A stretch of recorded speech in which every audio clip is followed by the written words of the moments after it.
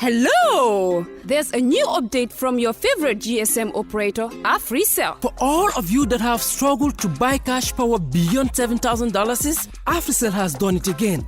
The limit to buy cash power is now up to $30,000. Oh yes, $30,000. Buy all the cash power you want from your AfriMoney account by dialing *777#. Where AfriCell goes, nobody dares to follow. It's an amazing offer. AfriCell Mobile Money just got way better. The threshold for cash in and cash out on your AfriMoney has been increased. Where it used to be $10,000 per transaction, now it has been increased to $30,000. Meaning, your AfriMoney account, you can now withdraw and deposit up to $30,000 at once. Cashing in and out just got 3 times easier. For more info, call 777. Where AfriCell goes, nobody dares to follow. Islamic microfinance is becoming an increasingly popular mechanism for poverty alleviation, especially for developing countries around the world. This microfinance service adheres to the principles of Islam as a form of social responsibility. Yona Islamic Microfinance is the Islamic microfinance of choice in the Gambia, trustworthy and reliable. At Yona Islamic Microfinance, we provide savings products, current accounts, financing products in conformity with Islam. In addition, Yona Islamic Microfinance also offers local and international remittances, takaful fund, management of zakat, management of awqaf, trading and investment, and building of strategic partnerships to bring financial services to the doorstep of the poor with donor projects, madrasas, youth organizations, women groups, and farmer organizations. Make a choice with Yona Islamic Microfinance today. For more information on Yona Islamic Microfinance, call 377-2151 or 9832-151 or visit Yona head office at Tipa Garage, Bakote, or visit any Yona branch located countrywide near you.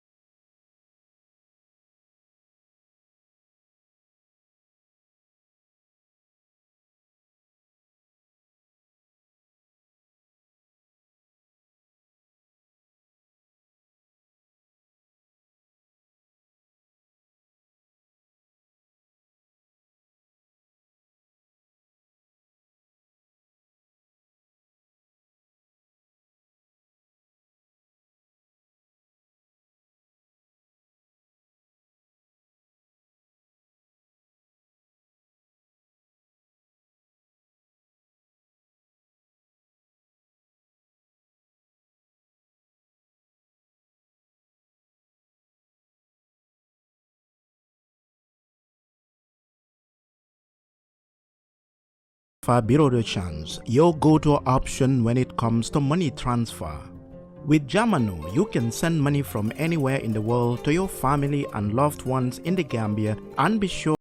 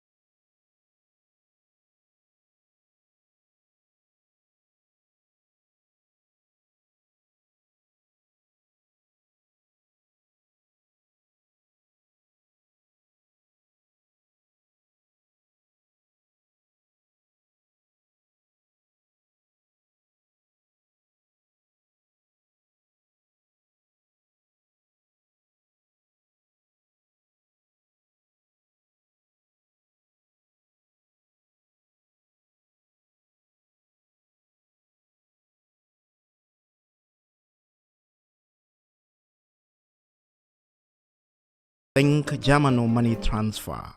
Planning to have an uninterrupted electricity and water supply from solar energy in the Gambia and beyond? Worry no more, because Solar Enterprise will provide you with the solutions at reasonable cost. We have experienced personnel who can install and advise you about your electricity and water supply with a warranty period. We have good quality solar products from North America and Europe. We provide services and sell products to individuals, organizations, institutions, private offices, communities, and government. These products are solar panels, batteries, charge controllers, inverters, water pump, water heaters, freezers, submersible pumps, and general solar accessories. Visit our stores at 48 Kairaba Avenue and Brusubi Highway, or you can call us on 7657 479 980 8483 340 9400 or 635 9906.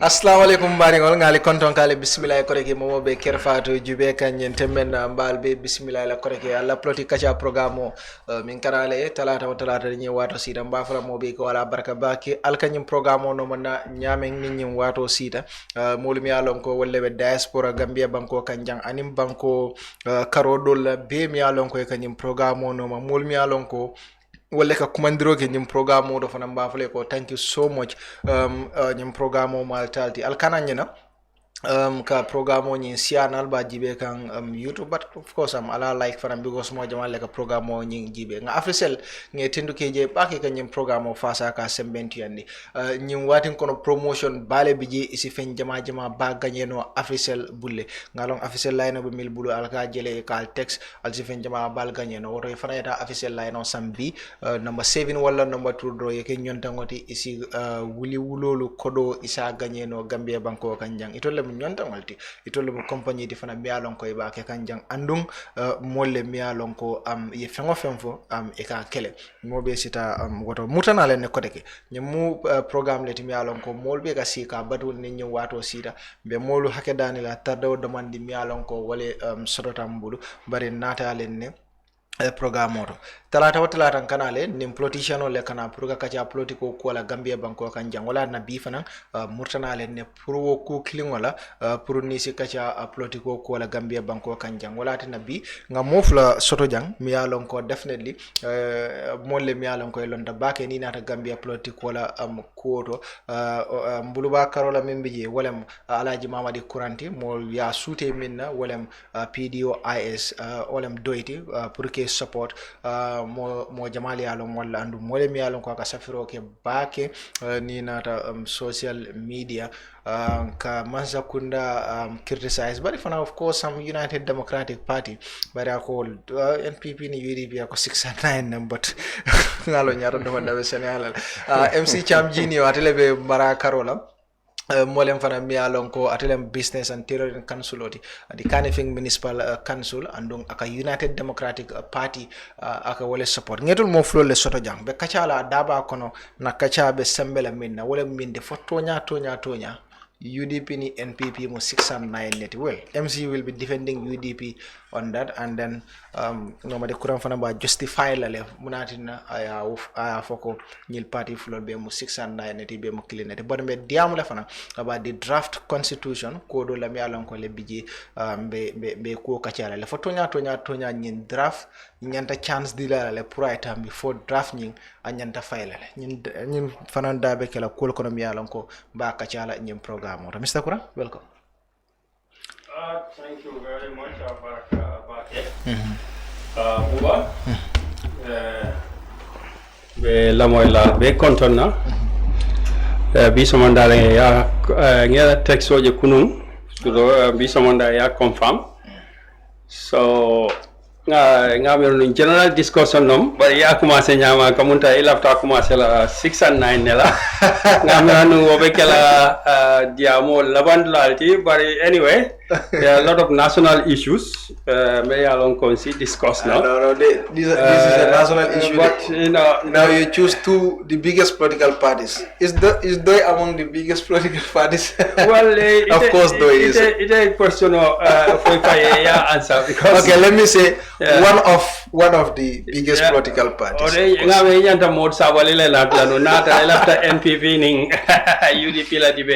but you are opposition, right? Yeah, I'm opposition. And you are the one who alleged it. Yeah, but what I'm saying, you should justify it.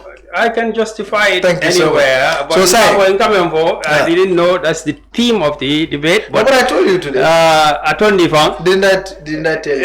Not a baila. Not a baila. I care. Not baila. I junju. I bunta. Okay, any more in your condo. Yeah, come all be control. Labo albe. Ngajo ko ila in platform.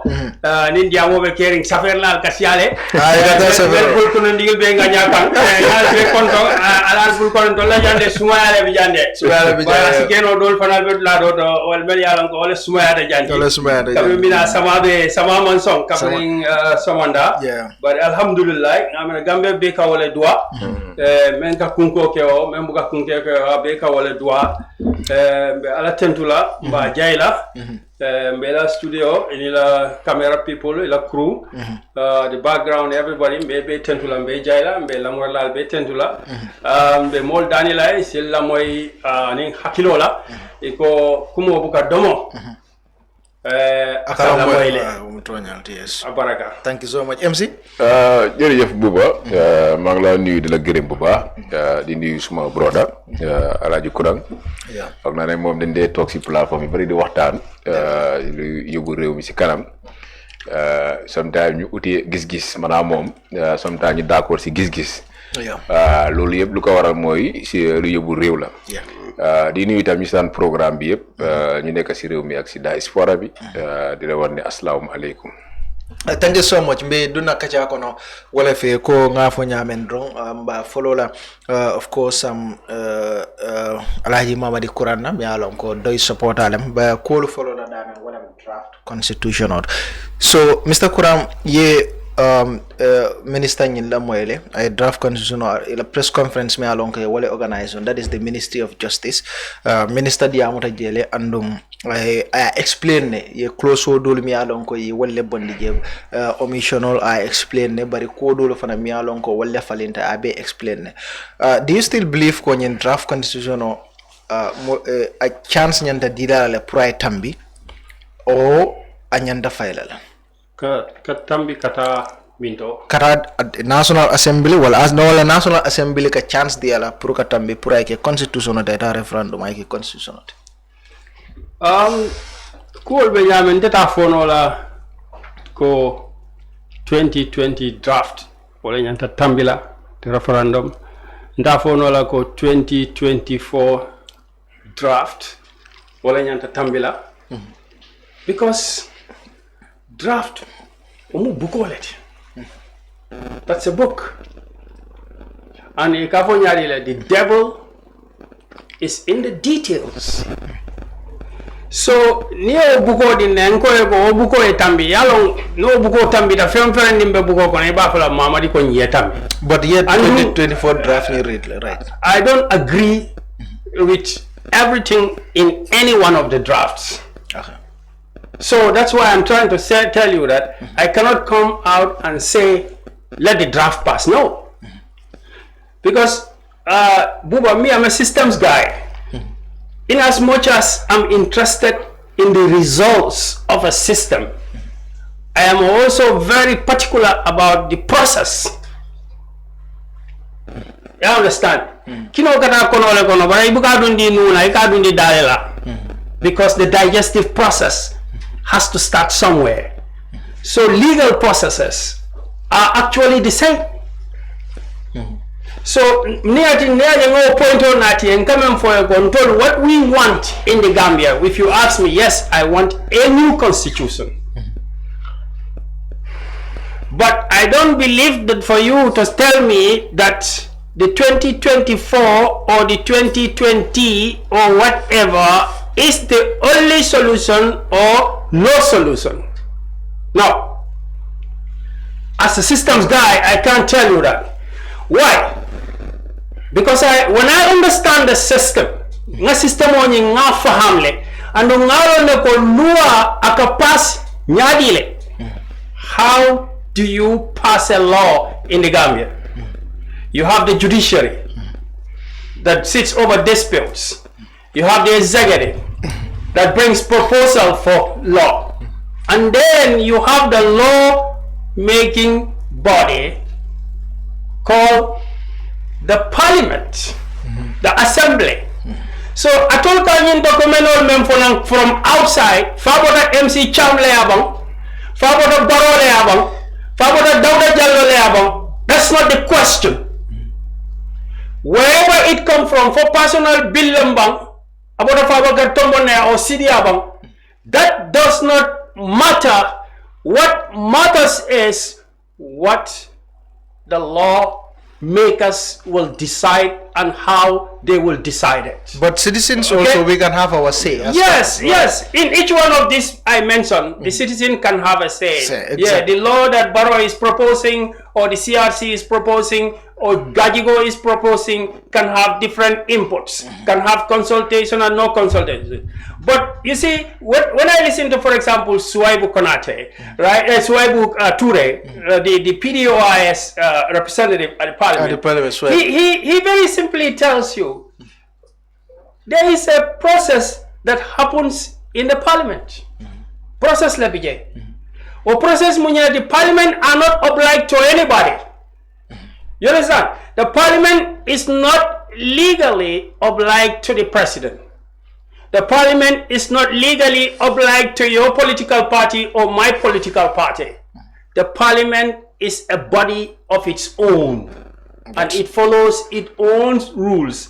Parliament ka fansu loi le follow to see that there is a legal bill in place, which includes going to the committee stages, discussions, and they can change the document. I understand. I produce Dauda got document of present, MCA document of present to parliament. Right, one of the MPs yet I personal bill present. The parliament is the one that has the power to just reject, accept, delete, cross over, and then come up with a final document, which, if it is not an entrant clause, they can vote. If it is an entrant clause, the parliament can agree and pass it. So I'm a systems guy. When I want to answer your question, I have to talk about the process that takes place for it to be law. So I can draft all member chori dan dobo dan makunyamale dobo dan bolombato dobo dan temavo. Womanke issuti. Memu issuti abekata channel cleaner kono kavole National Assembly. So I'm telling them for important, but it's not part of the legal process. Of course. Okay. So let me go, because you're going to my question, but you haven't answered the question. No, I'm answering your question. No, why? No, I'm telling you. Yes, you are. We understand that. What is your question? Parliament. What is your question? Indicated formulary action only. You are right that Parliament. Mu bundal ti mialon ko to le ka loi dada. Yes. Ning document ol yemil fo nyanda tala parliament. Yes. But the question is ning document ol tata je.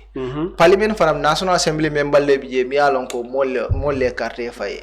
So parliamentarian solo kamuri la molle kanke nyininka. Yes. Whether they accept it or not. Yes. Imagine la personal decision ol tata parliament. Right. Yes. So you are also a Gambian and a constituency letter. Yes. You have a National Assembly member, isn't it? Yes. Now, what will be its reaction as far as the 2024 draft is concerned? Fengol mil botaje from the 20 in 2020 and then omissional milkije. Ite as Mamadi Kurang. So, the reaction is and on several times. There are clauses in your beta. There are clauses. Melia Lonko, there is no dispute so far. among the parliamentarians. There is no dispute about some of the clauses. Mote or deny no. They don't disagree on everything. You understand? Those things which they don't disagree on, mundalile le batinna wolte pasla for Gambians to benefit from them. So in their observation, those deals, those clauses, among any disagreement they should pass no matter what. Am I unreasonable? Okay, if I'm lampoi, mandiamu pati nkadiamu Gambian kole. Dulal meya lonko nyoso so tije wol nyanta pass lale. 1. 2. Dulal meya lonko nyosa bo bije parliament nyanta open discussion kelal. Pour mol ya moy itole kabirini li mol kachata each parliamentarian itani la mol kachata itala muiro mumuneti wodulal to an wodulal man siya pake dulal men nyoso so tije wolle siyata sonte ko hanning ayatara muneketa fo samale nata fo tilole nata o dulal me yalon ko parliamentarian wol man nyoso so kije Gambia la nafa koma wol nyanta tambilale. Every Gambian can agree to that. Simply saying, we can give the 2024 draft a chance. No, that's what I'm saying. I'm talking about clauses. Don't box me. No, okay. cannot box. I'm talking about clauses. That's what I'm saying. This is a book. You can talk about only certain clauses. You call it tambi. Nimbuko nimbe tambila. Right? It's not the parliament does not the book does not. But this is the book that we are talking about. Yeah, the 2024. What you are talking about, yes, and what the parliament can do and has the power to do, are they the same? No, it is not. Yeah, you say no. You say no, they are not the same. This is what I'm saying. Stop there for now. Let me come. Let me ask the question. Let me ask the question. No, you said that what you think and what you propose, right, does not necessarily affect the legal powers of the parliament. Yeah, all of us are let me ask the question. So no. Let me just but you answer my question. Yeah, I have answered your question. What I am saying is, yes, Parliament, what you're saying, I definitely understand. Until our own opinion, probably Parliament will implement. Probably, but definitely your opinion. No, they could binding. I'm talking about binding. They could also. I am on the constituency. Is it binding? I can go and tell Ablaise this is what I want. This is what I'm saying is the 2024 draft. Yeah. Clauses wale BJ, right? Yeah. Okay, ita fono la ko nganying cross bondi National Assembly nyim pass. Is either that is how we are talking. No, is that not possible? That's how we are talking. Is that not legally possible? Unless we amend the 1997 Constitution. Yes. Or we chance the nyum bukola, then I tambi then amendment all key. No, ita buko understand. No, you are not answering my question. No, I'm answering your question. You are not.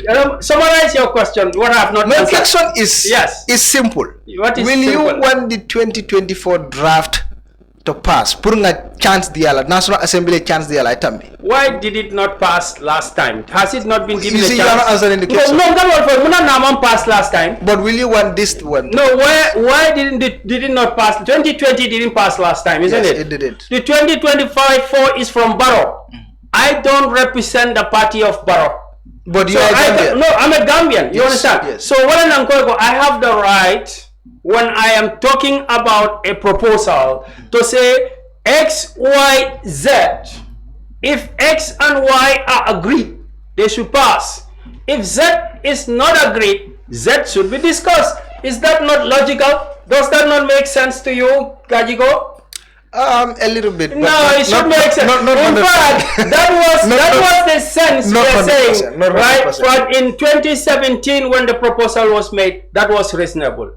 In 2018, it's a reasonable proposal. In 2019, 2020, 2021, 22, 23, 24, up to 25, it is still reasonable to say that clauses which Gambians agree on must pass immediately, so long as we are paying salaries to people who are obliged to pass them, right? Then you will tell me, but there will still be remaining.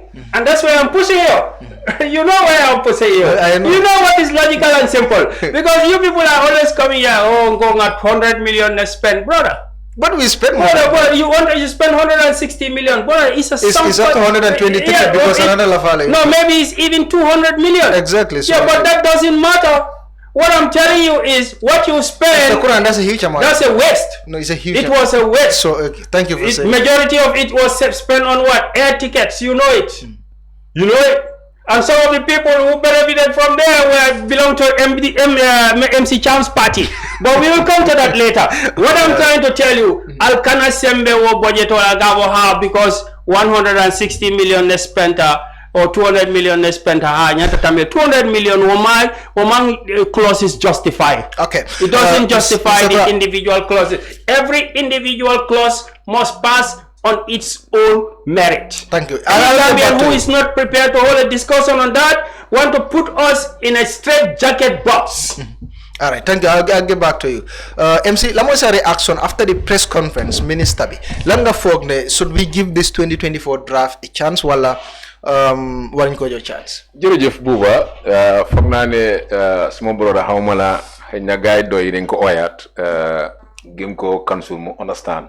Council because tey Kurang nu mu waxee si mbiri di boro paper waxtaan naa ko moom si benn télé tey waxtaanam bu tey bi ak bu keroog du benn. What's the difference? because lu si ëppa daf doon moom lu mu gëmoon mooy dafa war a jàll. No, I never said that. MC musuma wax loolu. soo demee soo lee right mi sax. man personally man. ok da ngeen avec TV. no how can I say it dama gis ne. ok man musuma wax loolu. time bu man personally maa ngi si télé bi ñoo fa nekk maanaam moom ñuy waxtaan si mbiri baro paper bi bu nga xam ne man dama taxaw ne man baro amul benn intention au government pour ici Gambie ñu condition so wala moom lu mu gëmoon mooy si jamono boobu xëy na léegi dafa toog si jamono boobu fan where is it always I tell you what they propose at the beginning when I was talking you were interjecting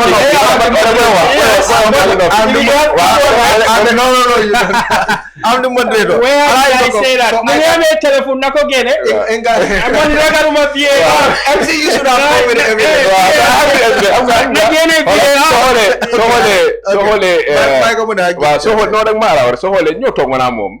Kurang ñëpp xamoon nañ Kurang position am General VAR si draft concern bi moom dafa gëm ni dafa war a jàll understand nga bu nga xam ne dafa taxaw mu ne lii moom support no man I said there must be a new constitution understand nga so dañ ko war a jox second chance there must be a new constitution because people are watching so that's why we have to rectify it because people are watching man dama toog ma ne nguuri Adama Barrow ak government am amul benn intention pour jox Gambie new constitution ñëpp xam ne den am presso from the ECOWAS ak seen partnership pour gis ne pour camouflage the situation one guy ne isi neen draft constitution bi ba opposition bi ñoo ko reject at the assembly because soo xoolee ni ñu ko bindee sax because tey Kurang su ngay wax ne am na clause yu nga xam ne yu Gambien si accept yooyu mun nañ ko bàyyi mu romba but soo xoolee draft constitution 2020 boobu mu ngi laa woon ne Gambien si leen laaj seen xalaat fu nekk ñu Gambien si bu leen waxal boo ci diaspora bi si fu nekk even all the villages la ngay dem Gambien si d'accord ne lii dafa war a am lii leen soxla si constitution bi so foog naa ne tey si nekkee ne loolu Gambien si d'accord na ko 2020 bi foog naa loolu gën a important mooy ñoom dañ ko woon a vote waaye loolu defuñ ko bii moom dañ toog ñoom cabinet level ñoom ñoo designé nañ fa dugal lii nañ fa def lii xam nga so ñëpp xam ne ne ma wax naa si mbiri draft bi wax naa ne lii ñoom perewuñ ko sax am na ñu wax ne waa dañ si dugal affaire politique ñu si dugal politique mooy gouvernement si dugal politique parce que ñoom leen bëggaan nax askan bi nax ECOWAS wan leen ne def nañ effort isi nañ ko si assembly bi boo tey Kurang ngay wax ne waaw dañ war a follow a process bu nga xam ne through the assembly ñoom ñoo war a am diis wala ñun as citizen am na suñu opinions ba kenn ku nekk da nga jóge si constituency kenn ku nekk war ngaa mun sa voice war naa mun a sa député war naa mun a déglu because normally sax même ba parlement dafa war a ñëw back to the constituency waxtaan naa ñoom wan leen ne lii mu ngi war a ñëw government bi ni nga war a isi draft constitution si assembly bi lan mooy seen xalaat wala si biir constitution bi lu si ëppal lii ak lii moo si nekk kenn ku wax sa xalaat so député bi loolu la war a jël yóbbu ko si assembly bi so kon ñun as citizen ñun despite nekkul member of parliament waaye te suñ kaddu dañ ko la déglu boo soo déggee ñu la ooyee la député ñu ñoo tax nga nekk député so kon tey lii foog naa ñu ñëpp xam nañ ne draft bi nguur bi dañ ko liggéey rek pour na because tey man wax naa ko fi ay yoon draft bu nga xam ne booy soo xoolee draft bi nga bi ne sax ñëpp because tey génne leen wax CSO yi génne wane ne loolu amul. there's no consultation. waaw consultation amul si suñu. so is the CSOs and the political parties. Political parties explain lu xew Nigeria. some political parties. waaw some political I'm not sure of doy why I know few political parties. non moo tax ma ne parties yi nga xam ne moo ne Nigeria ñoom génne woon ne Doro Jallow lu mu wax ne ko dëgg amut lii moo fa xew so di kon loolu ma laa pare ñoo nga xool Ismaila Sey génne na woon ne waa dem ne Nigeria lii ak lii even Alhaji Kuram gëmoon na loolu wax Ismaila Sey bi understand ba siyaawoon na ko bind na ko du benn waaye léegi dem na léegi ñuy understand ne li nga coach ñu fa nekkoon génne neen wan ne loolu amul soo xoolee Ismaila Sey bokk nañu ñu gën a doon champion kon lan moo amoon because lu fa nekkoon mooy agreements ñëpp xam nga wala léegi for exemple yow nga ne 5 years par exemple waru faa nekk loolu mooy kon coow bi non lu 5 years first 5 years ak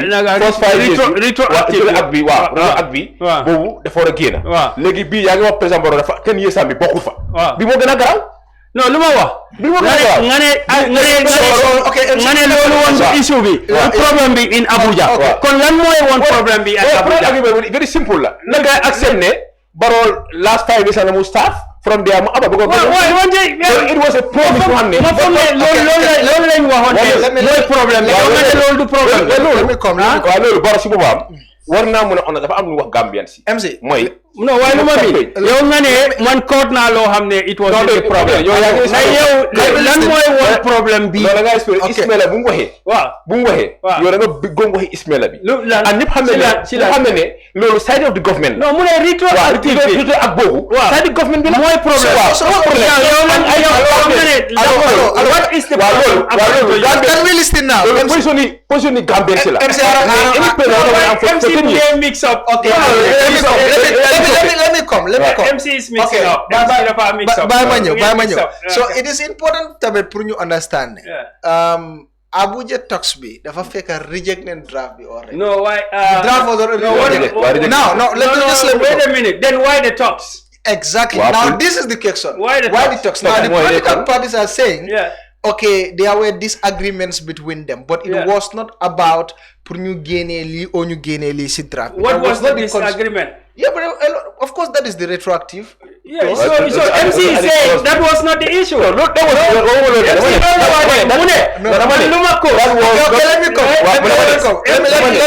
me come. What MC is saying is no, MC is saying.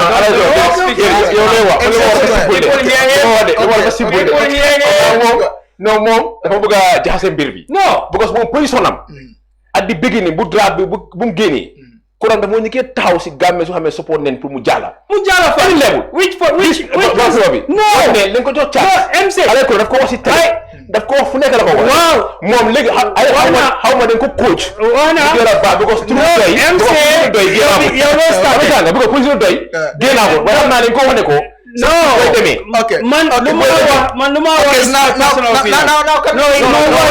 give me 30 seconds debating rule la it's a debating rule what we are listening to yow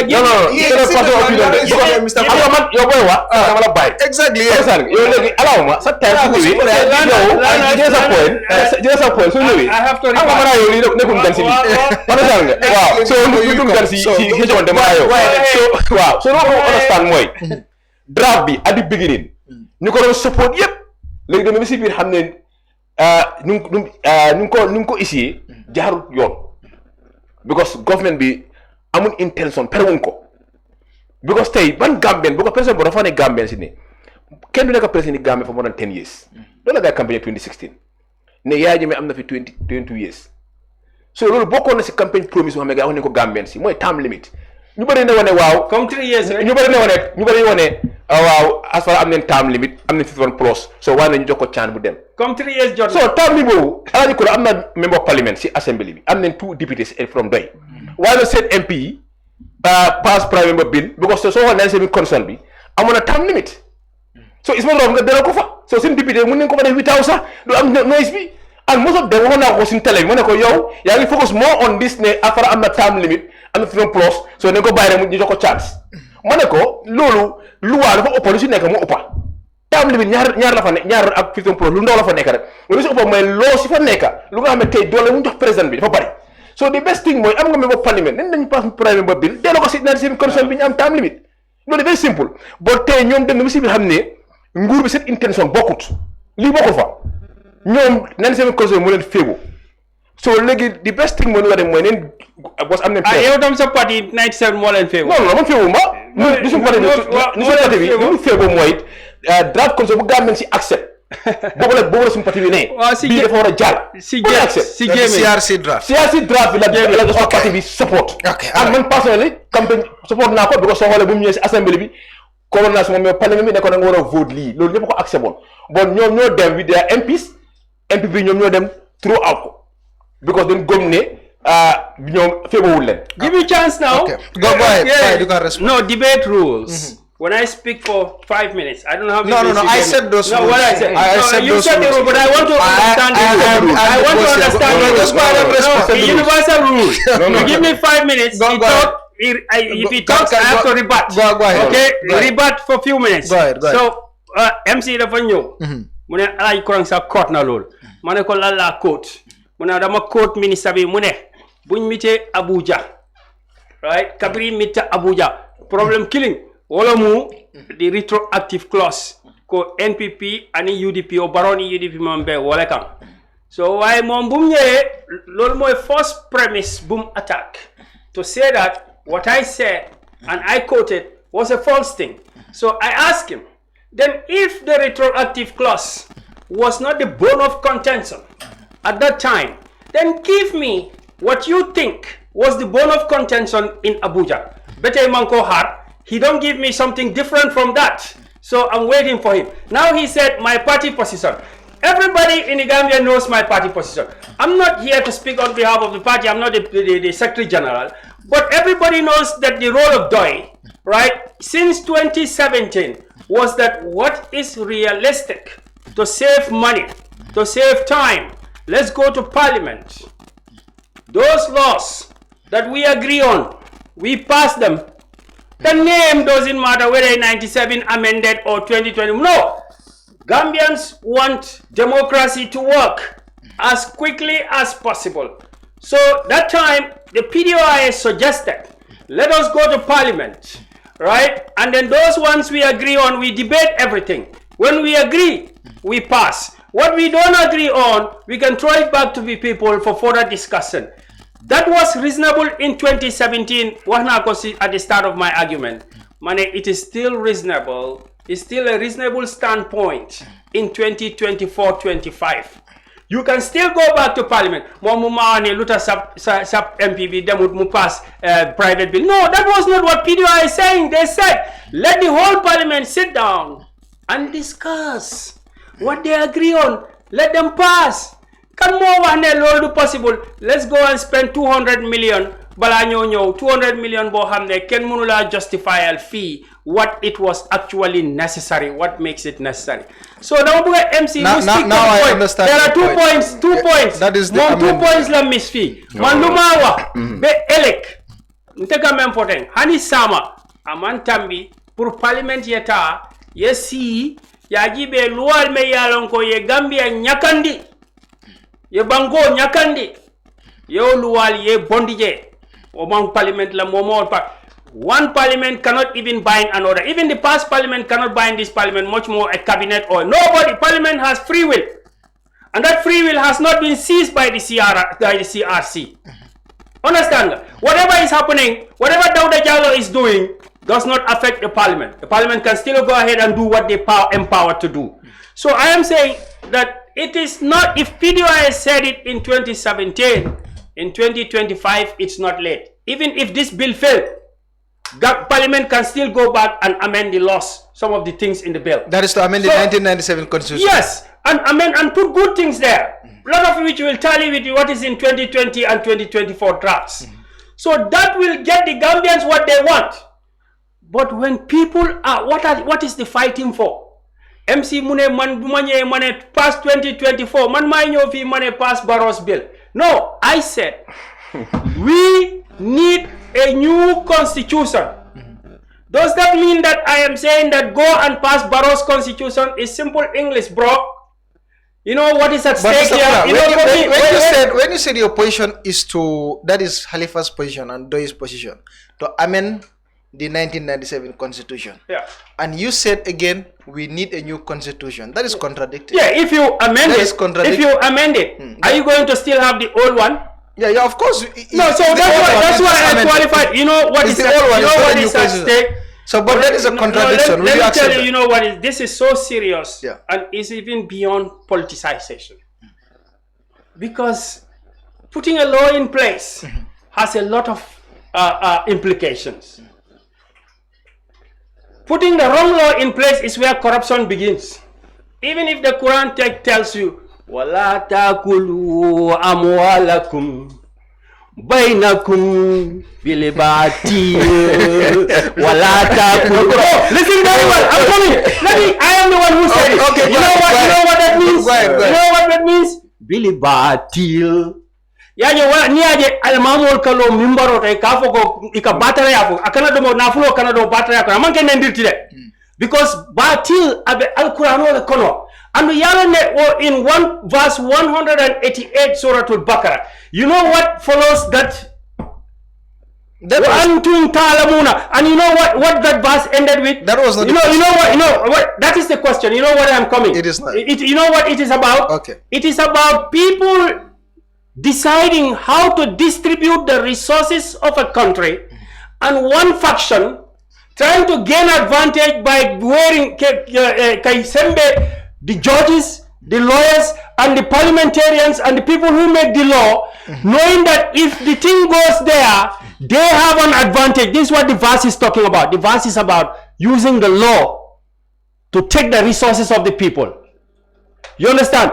So that using the law, so that you can continue to win more power. Okay, so I'm coming. No, when I quote something, I need to relate it to what is happening. Yeah, it depends on the time that we have. All what we are doing here, in America, it's okay, go ahead. In America, they call it the pork barrel politics. The pork barrel politics. I'm not only in the hadith and the Quran. The pork barrel politics. Okay. You know what is pork barrel politics? No, I don't know. Pork barrel politics is you go to the American Congress, which is like a parliament. You propose a law, and you know that that law benefits only you and your constituents, but does not necessarily benefit the American people.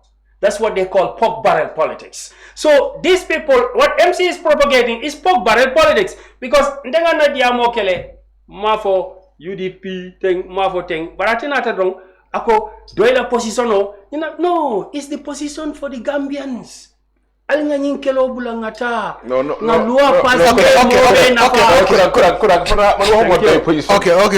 Bye, come go ahead. No, what do position? Namani, you personally, man dama toog naa yow si télé ñu waxtaan understand li bu ñu es man force ko ndike togal man ñoo toog ñu ñaar bring VR understand bi amu ko bring wa bring VR maa ngi doon góob ba doo ko gis la ko seen góob man suma engrais dama ko dee filter ko ba ndela engrais ka yo yaale okay ndeka na engrais ka yo yaale ko understand mooy mu ka ko amade am nga understand bu draft bi ñëwee people like Alaaji Kurang ñoom génn nañu wax ne lii dañ ko rajo chance moom su wax na mu ne that so called the word 6 and 9 ñoo bëgg a xañ Gambien si so wax na statement boobu ñoo bëgg a xañ Gambien si pour ñu am ay new condition waaw wax na ko so kon moom position am loolu la woon bu ko tax na mu ne UDP ak NPP ñoom ñoo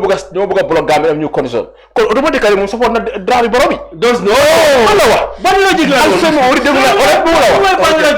okay so xoolee even fii la ko waxee ne 6 and 9 bu nga xam ne moom mu ngi gëmloo Gambie ne 6 and 9 moo fi nekk kon fa mu nekkoon dafa mel ñaari parti ñoo nekk Gambia waaw ma reject leen ñoom def seen proposal dama ko reject fa mu ne Mr. Kurang, let's start the discussion. waaw non moom xëy na waaw so moom comme ne 6 and 9 bi ñoom ñoo bëgg a bloc Gambie suñu am ay draft condition loolu la wax so fa mu ne kon moom ñoom ñu nga xam ne moom comme ñoom personnel yi moom ak patem bi ñoom bëggoon li mu jaar bëgg su ne ñaari parti ñoo ko bëgg a bloc mooy diggante NPP ak UDP kon la mooy position am lan jaala mooy naka draft consent parce que loolu nga wax si statement da nga ko explain ba gars yi rek ne ko suñu dafa ne ko riit loolu da nga ko riit mu ngi si soo da nga ko pose sa benn ko so kon lu mu ñu understand mooy draft bi xam nga man da nga ko dee always Alaaji Kurang gis nga soo nekkee opposition sa focus dafa war a nekk more on because ñëpp xam ne draft bi lii ko waru ko support ñëpp xam ne government bi seen intention nekk bu jox Gambien et condition nekku fa because lii ni nga ko bindee sax dafa laa woon ne ñoom seen wax dañ toonee dañ def leen di def lu ne arrivé de ñu coow dem si assemblée bi ñu bloqué ko ñu tur ko ay parti particulier suma own parti understand because suma parti seen position mooy CRC bi ba nga xam ne loolu la Gambien si d'accord ne lii leen bëgg mu ñëw si lii leen bëgg mu am alaa ko mu jàll su demee si référendum Gambien yi decide wala ñoom at the beginning lañ ko rey because of tey féebawul président Barrow ak li tamit so su bëggee ñëw toogaan ne waaye mu bëgg gëmloo Gambien si président Mohamed dafa war a nekk foofu for 20 years loolu kenn bëggul loolu because ñun ñëpp dañ taxaw ñu ne wala soo gisee ma ne ko su nekkee ne yow term limit moo la gën a soxal ak si toon poste nga gën a nit si moo tax nga gën a support this draft yaa ngi am member parliament yaa ngi am two from PDOIS waaye na doy because 97 constitution bi mu ngi laa woon ne term limit mu ngi fa woon si toon poste mu ngi fa woon 97 constitution bi Yaya Jammeh ak Jammeh ñoo ko génne so léegi ba tey mu ne ko faa delluwaat because ñoom ñu ngi taxaw ñu ne den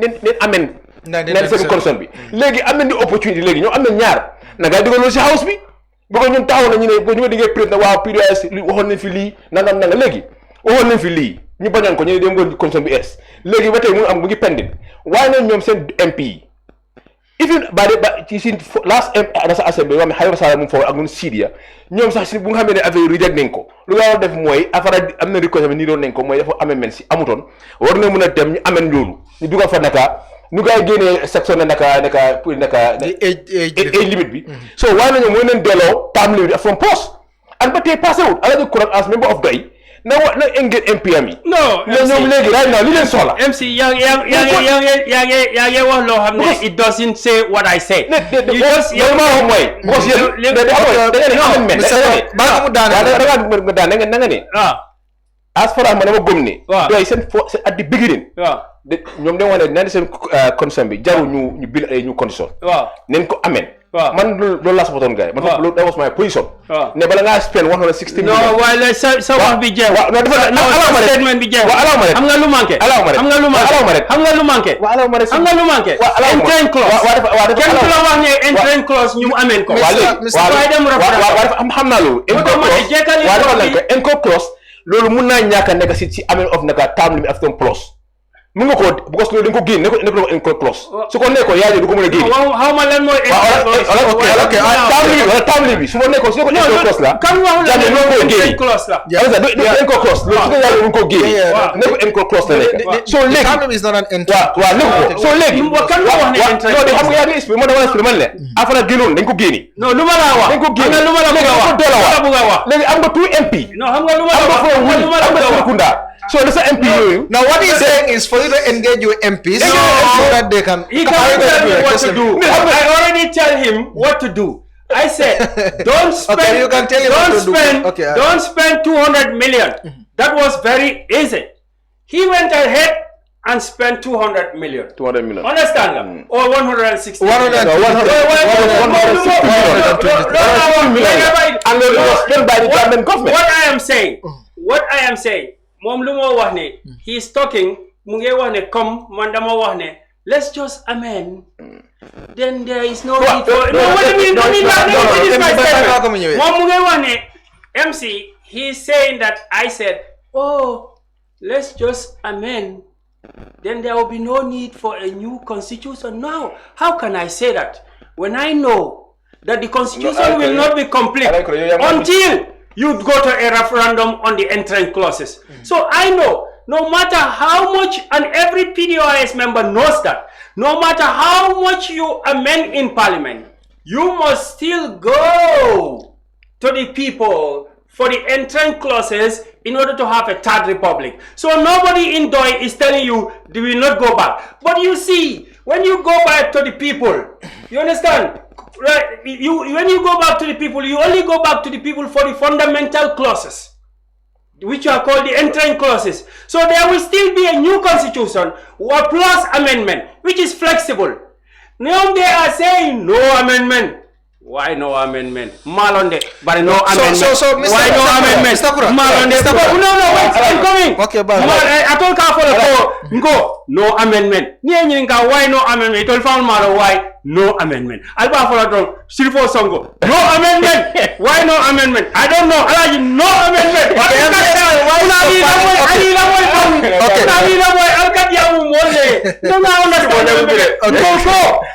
Amendment plus referendum. Okay. When you go to the referendum, Gajigo, don't go to the referendum with a document consisting of 1,000 pages, 100 pages. You can go to the referendum of only the entering clauses that people are quarreling over. By that time, you have passed all the other clauses in parliament, like Jammeh did. How Jammeh do it is the easiest way to undo it. But how Jammeh do it, you don't want to undo it that way. You want to invent, let's employ big lawyers to travel all over the world. Come on, bro. To travel all over the world.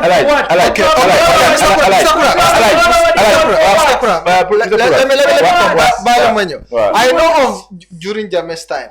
Jammeh degree I degree nati follow. Then he suspended the constitution after a constitution do nati. So it is completely different. No, from 1997. It was amendments in parliament because there was a parliament. But the constitution was suspended. No, that's what I mean. When I say how Jammeh, but you don't have to suspend.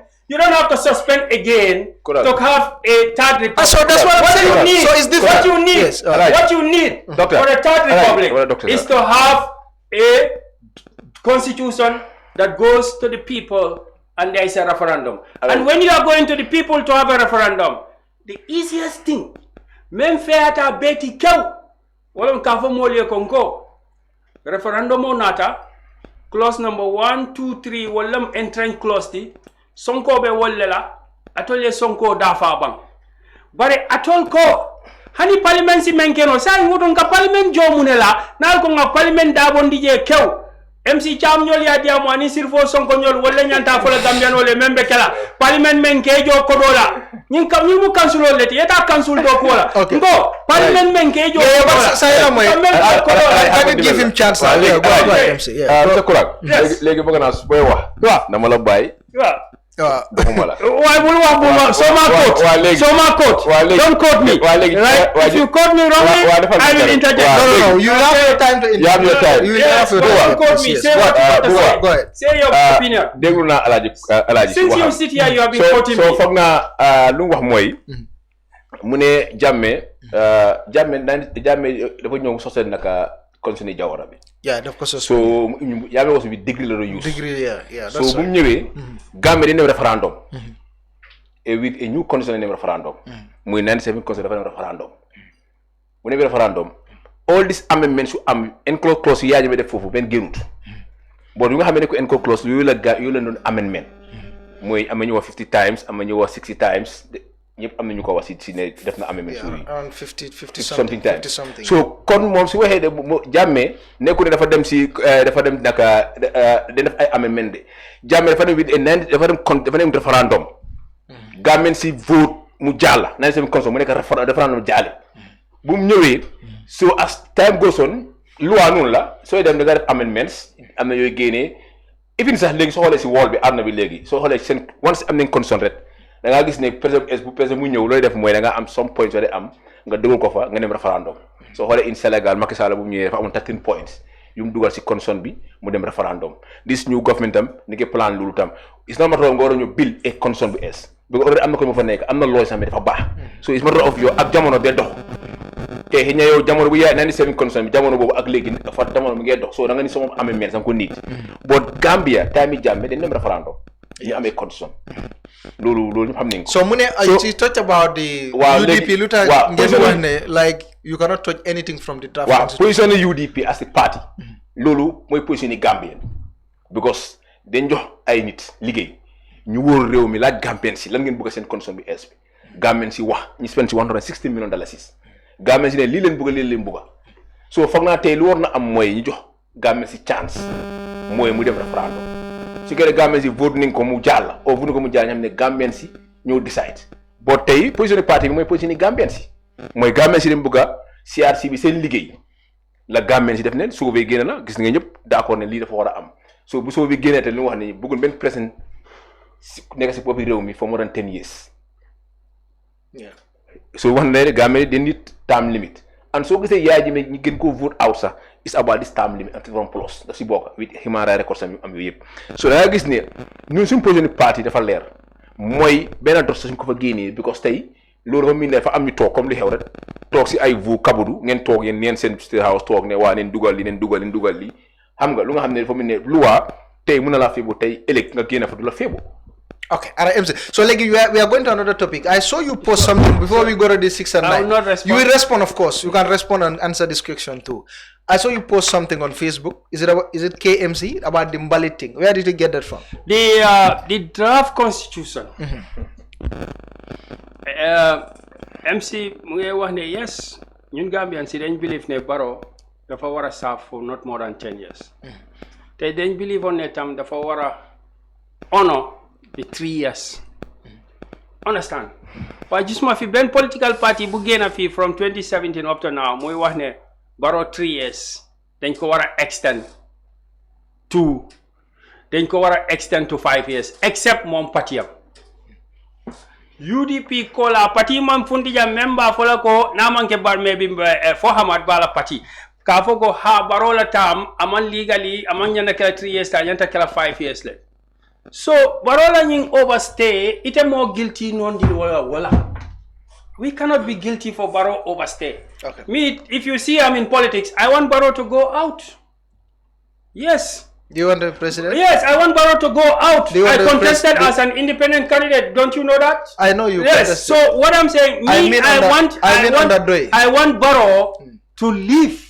That is why I am in politics. You understand what I mean? And every time I talk, I stood on the political stage for throughout the 2021 constitution, presidential election, telling people not to vote for Barrow. I never tell Barrow, I am never guilty telling Barrow to stay for 3 more years. But what I'm saying is, you cannot divert history. But no. More future and present diamu no like man history for. Yeah, understand it. So already somebody takes responsibility for making Barrow stay. Yeah, don't cover Nadia the Barrow as if on your body. O Martin Nate mem for more monk say wakam. Okay. So now Nanata Alaning point auto. You know, nin doiko, let's go and amend. Now clarify and go. Oma mean ko there will be no referendum. But in ko referendum or may along 1, 2, 3 clauses like citizenship if it is an entrenched clause, term limit if it's an entrenched clause, you can have 2 clauses. So I will connect interview giving a post on Facebook. Ako, still now, we all know, I remember for the term limit, the 2-term limit is still the bone olam ko be kum na fenyo beti. Sonko tata nata, a sonko bijele. You understand it? So now that sonko be oldo anu ngore fonko Abuja fana niaje benga manke term limit to sonko be woleto. You understand? Oto tula do jamal me yalon ko sonko tije te mantara janka Barola draft defend. No. Okay, so now can you go to the question about ndeka always nimbe diam lan gadiamu on specific clauses because motente tala yen city constitution wala ka foko ha alaji ko amanke alquran oti ha alaji ko nyimbuko everything bi ja pass nga alquran o respect le. Okay. Right, amanke hadith Buhari ti ka alaji ko femferendi mbe kono is hadith sahih khatta. So me, I'm very logical. Okay, you understand? I cannot do that kind of thinking. So you cannot box me. Nobody can box me. You cannot box me into a 2024 draft box. Okay, all right. For what? My friend, I'm too windy for that. Man. That is right. So what about what you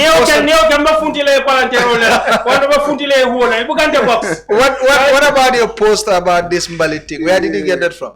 Which post? I saw your post on Facebook about you post the Mbalit, you said 6 and 9. Which post? Which one? On your Facebook. There are many posts. Yeah, but the last post you did about Mbalit. No, I take things from other people's attorney. Don't you see? Okay, this is the post. Don't you see? I take things from other people. You don't want to see? No, if I can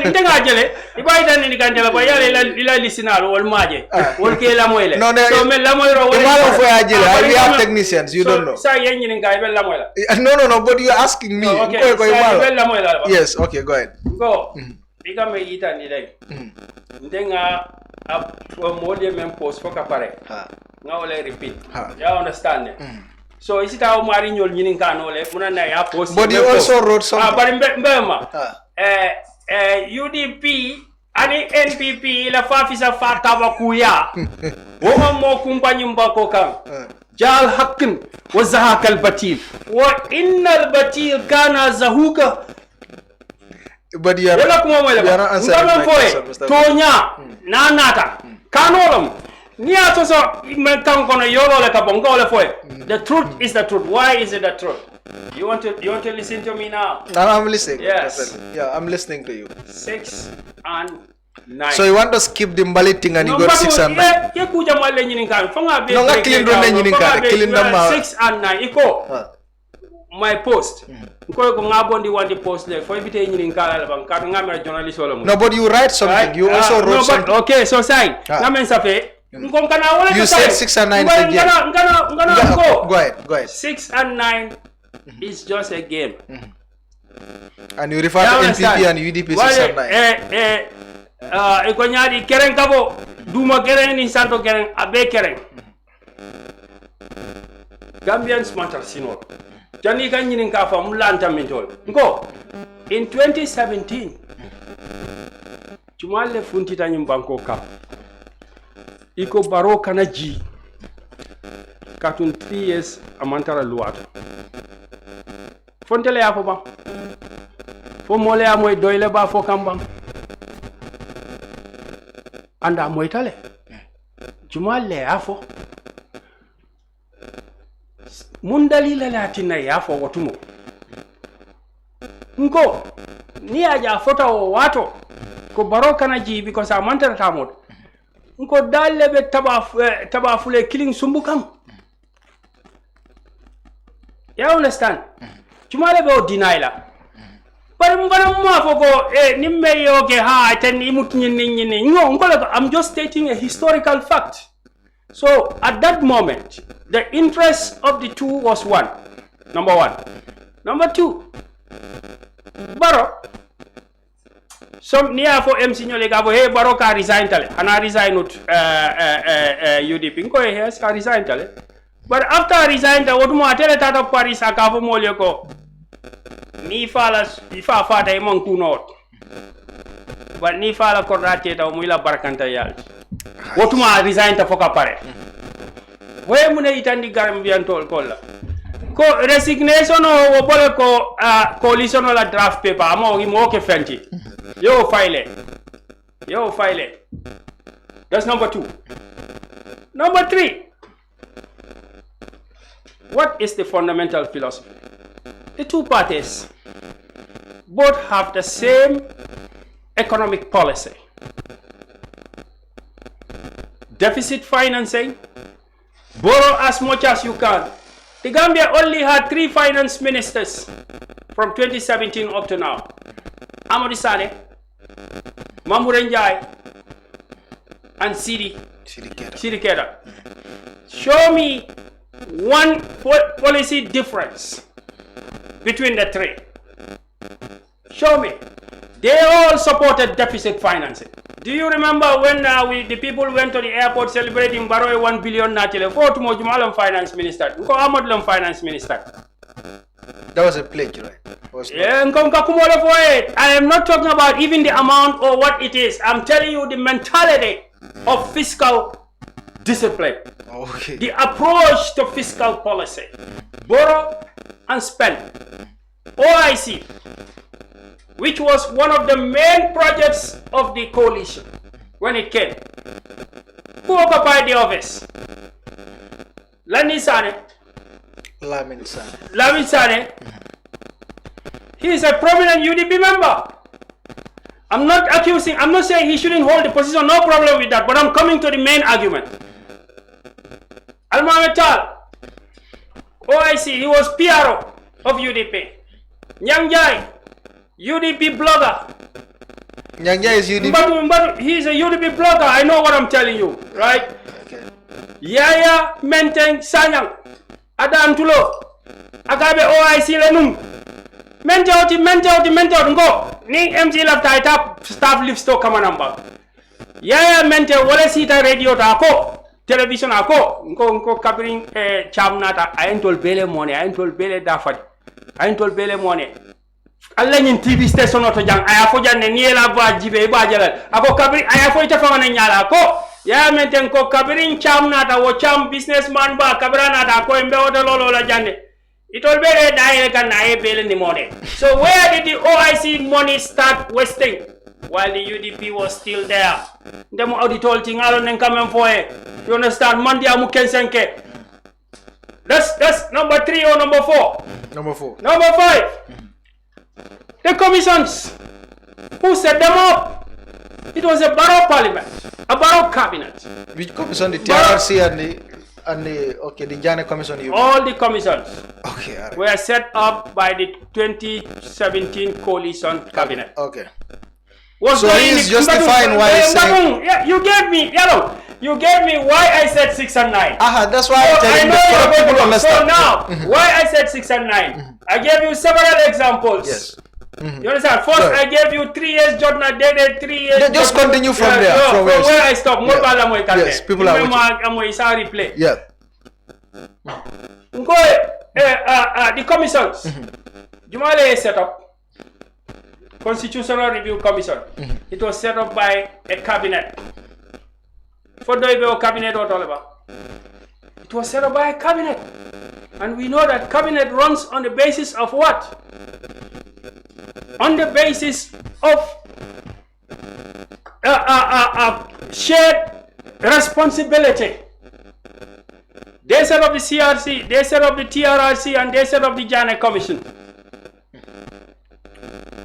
Now they have to, I understand, now they have to come back and say 160 million because they are the ones who put that 160 million spending machine rolling when they were there.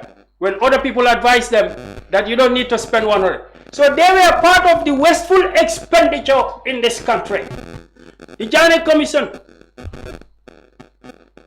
When they start selling the assets, who was the finance minister? We know that Mambure knows about some. Maybe Kaacha knows about some, I don't know, but we know from reports, investigative reports, that Mambure was there when 2 of the planes were sold. I'm not saying anybody did anything, I'm just saying who was there. But we also know that Koto Ahmadu was there and he's the UDP treasurer when the other assets were being sold. So, if people come back now and say that these assets are not properly accounted for, and then these people are saying, vote for me in 2026, we have to tell them 6 and 9. Yalo mune atina. Because ninyi ngaro be kala itolle kasije ka for commission. Nin commission keta mbela nyinta ngo.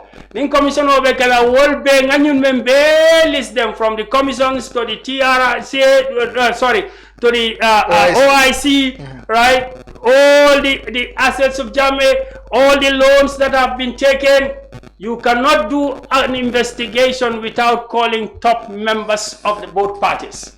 Now, in summary, their political approach towards corruption, towards holding people to accountability. It all guy near chokos dorong. It go hey opposition fela opposition agents lago. Go jaram call fele be nyomin call agents lago. Omuka kede nya kudang call fele be kudang call agents lago. Go nyimu politic lati. Ni manke UDP adi ni manke janayat corruption or impropriety, improper conduct. Mo nyanta base la wale kang. You understand me? Ni mo base ta ka motita e ka go ha kari wa ta opposition le agents at control ka corruption le agents. Na dun ta laranda ko tombe dunna normal. Mo le wo bula. Ngo bangole nata before political party. Ala refanga nata jannim banko kana. Ayamoy. So they have mal kana nayo wonko adol laftare nyim banko wala taqulu amwalakum bainakum bil batil. Al kana ala alquran soso. Bil batil. Fatu ko batil. Wobe political party kilina to bang. Ka kodo football ti domo. kakodo batare adomo fo bedla kilina bam ko o man kontol long amang kola long Gambia lamu janning Gambia mo alalemu okay mo la po mo te pati mo la jam so why I'm saying to you yes, in summary I gave you points yes points I gave you financial macroeconomic policy of the two parties are the same. Thank you, it's very clear. The political strategy winner takes all is the same for the two. Their approach towards corruption is the same. Their approach towards borrowing and over-dependence on international financial institutions is the same. Let MC tell me that these four principles, even their accountability, how they run, is the same. All right. MC go ahead. MC go ahead. MC tell us. How can UDP and NPP are not 6 and 9? Jerejef Buba, xam nga Alhaji Kurang position xam nga sooy def politics warula si am ay sentiments ak hate waru fa nekk soo waree compare ñaari UDP ak NPP ne 6 and 9 leen wax na ne di CRRC jaare commission si cabinet lañ ko discussé arrivé de CRRC bu ñu ko discussé at the cabinet level it was a coalition government bu nga xam ne moom partem is part of it. Despite the cabinet, no, he's giving false information. No, yeah, we will come if your time. How is PDOIS in the cabinet? No, just let me come, please. I don't say PDOIS in the cabinet. Mr. Kurang, it was a coalition government. I would like you to respect the rules. It's very simple. You brought all your points and he was listening. Let him say the please part. allow him. So, yes, go ahead. PDOIS is part of the coalition government. Whether they are part of the cabinet or not, but they are part of the coalition government. ñoo campagnal Gambian si bokk nañu ñoo yu jaay président Barrow pour Gambian si vote ko despite jëlun position at the cabinet level but CRRC bu ko discussé ak jaane commission bi at the cabinet level it was a coalition government all the parties ñoo fa nekk xanaa doy ñoo fa nekkut because ñoom ñi ngi ragal ñu tes leen because ñu tesee dañu fail because man góob ma ne yow nga bokk si mbir adavi dee ñu ne kaay nga saaf dëkk bi ñu tes la ñu xam lan nga mun ak loo munut nga daw dem si député yi so léegi mu ñëwee si néegi député yi tey all the budget bi ñan na ko approve of the CRRC or the jaare ko ñan na approve budget bi is the National Assembly. Halifa Sallah is there, Sida is there, lan mooy seen position ñoom they are part of it all Muhammad boo di CRRC jaare commission lu munti am yëpp despite cabinet bi decide neen fa lañ ko yóbbu si assembly lañ ko yóbbu so kon assembly bi lu ñu fa vote ñoom they are part of it seen parti is part of it. So mun loo génne doy si décision boobu. si problème boobu si 6 and 9 bi bu ko dee part of it. ok bu ko ñoom bokk nañu vote. pour gis na draft bi gis na CRRC bi jàll na jaane commission jàll na TRRC bi jàll na bu ko ñoom daa am nañ fa almost 5 MPs by that time so suñ ñëwee si affaire yi naka bagage si jàmme yu mu wax ne de bu nga koy jaay ñëpp xam ne Minister of Justice ñoom ñoo amee loolu time boobu kan na ko Minister of Justice. It was Batambedu. And Batambedu is a member of the UDP. Finance Ministry? Finance Ministry, Amur Kanafagena, 2019 Lafagena. Kananyo Mamburinja Munyo? Yes, Mamburinja was there. It happened in 2019. Wow, so Mamburinja Mofanek. 2018. So Snake Nete Amur Sale, Amnum Def. Si Aferi Bagasi Jamay. At we all have a Bate Mga Wafuneka. Conte government Neko Liagli Anamu. Because Snake Nete yo Nagadef Dara. nga nekk nga gën a si government ba tey yaa ngi cristal dawloo génn loo noppi loo kon kooku tey mu ngi clean boo kon government nañ ko taxal si benn place ne ko am nga wax leen nañ génne lii ba tey bu mu génne from office ba léegi amul kenn ko génne benn document si moom ne about corruption amut si amee nañ ko génne bon at the end of the day ñu xam ne the Minister of Justice ñoo amee assise Yaya Jammeh onda la nekk because loolu si onda la nekkoon kan moo ñëw disclose loolu te Minister of Justice moo ñëw si assemblée wan ne jaay nañ ko lii ak lii kan ko wax la Prime Minister moo wax loolu ñoom ñoo teg seen price naka lañ ko war a jaay it's through the Minister of Justice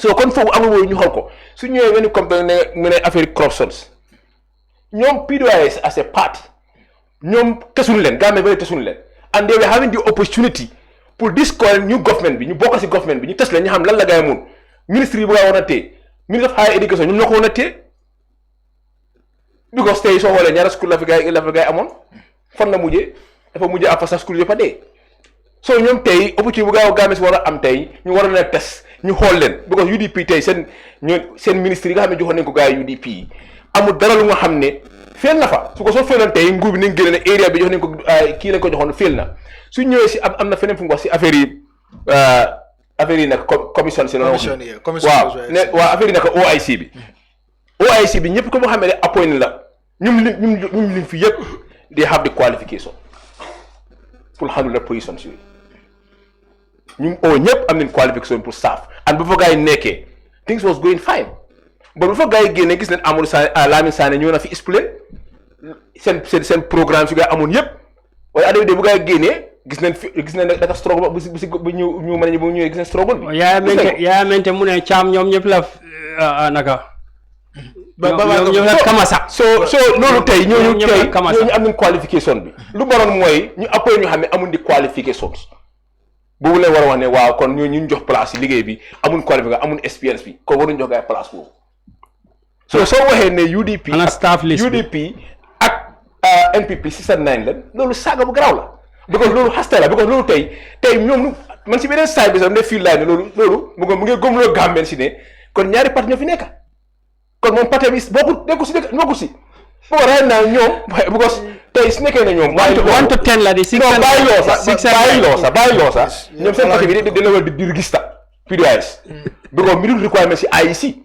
PDOIS of course what because tey requirement si IEC am na région yooyu dem tey amul office ban région Banjul fa la office nekk Banjul fu mu nekk Banjul waaw demal Fisaral ban boor la nekk demal Fisaral Yuara fa la nekk Yuara demal passé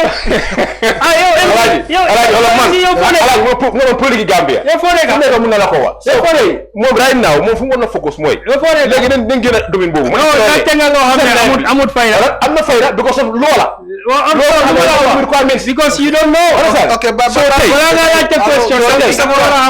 so moom su waxee ne tey mu ngi lim ne parti bi lii ak lii UDP bu nekkee si government bi buñ génnee si government bi xoolal naka pare wax ne mu ne UDP ñoo tax Barrow looya daaw moo tax Barrow dem 5 years because daaw bu mu wax dafa wax as his position not the party position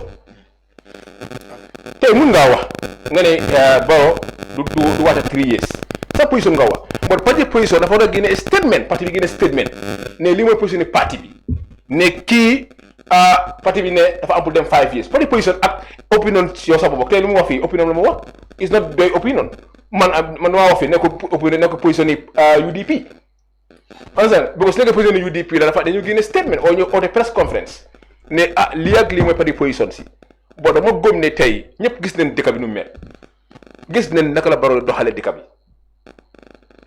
tey su nekkee ne nga bëgg a compare ne UDP ñëpp gis nañ UDP naka la gars yi doxalee because tey am na loo ko laaj fii moom moom dafa bëgg a nekk président candidat bëgg a nekk Gambia mu dem IEC nomination ñu disqualify ko xaw ma amul bitul some of the requirements IEC disqualify ko mu dem endorse doy bala ngaa siya anybody right on at social media yow as a president candidate and senior member of this country ñëpp ko respect war ngaa verify kooku lu mel la dëggal man bala maa siya anything suma Facebook page dama ko verify dara sa mu doog a dem ba Serekunda nga xool la kii lu mu post nii la mu ngi Serekunda bala nga koo siya because tey yooyu you mean about the money yow suma Facebook moo lañ sonal talk about the Gambia dama la wax talk about 6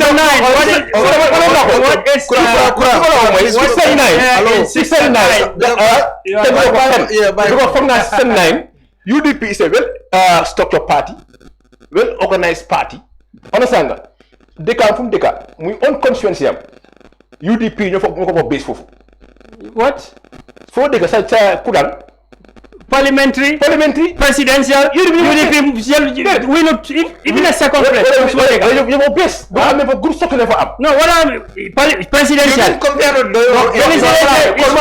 moom la expliqué ko UDP no am na fu mu la number one how much is the result constitution tell me the result Hello, UDP as a party. Yes. Understand? What is there? Understand. Give me the numbers. Mom, nu focus. MC. Focus moy. MC. Focus ni. Numbers. Dafa focus ni. Mom focus am fu wara focus moy. Naka la gaay wara ñëwé ñom as a party. Bu nga right now don't even have flag bearer. Mom mu ngi lobby. Somebody is lobbying. Yow sa party bi tas na ba pare. Man tas na. Yaa ngi mbalit faction. Yaa ngi mbalit faction.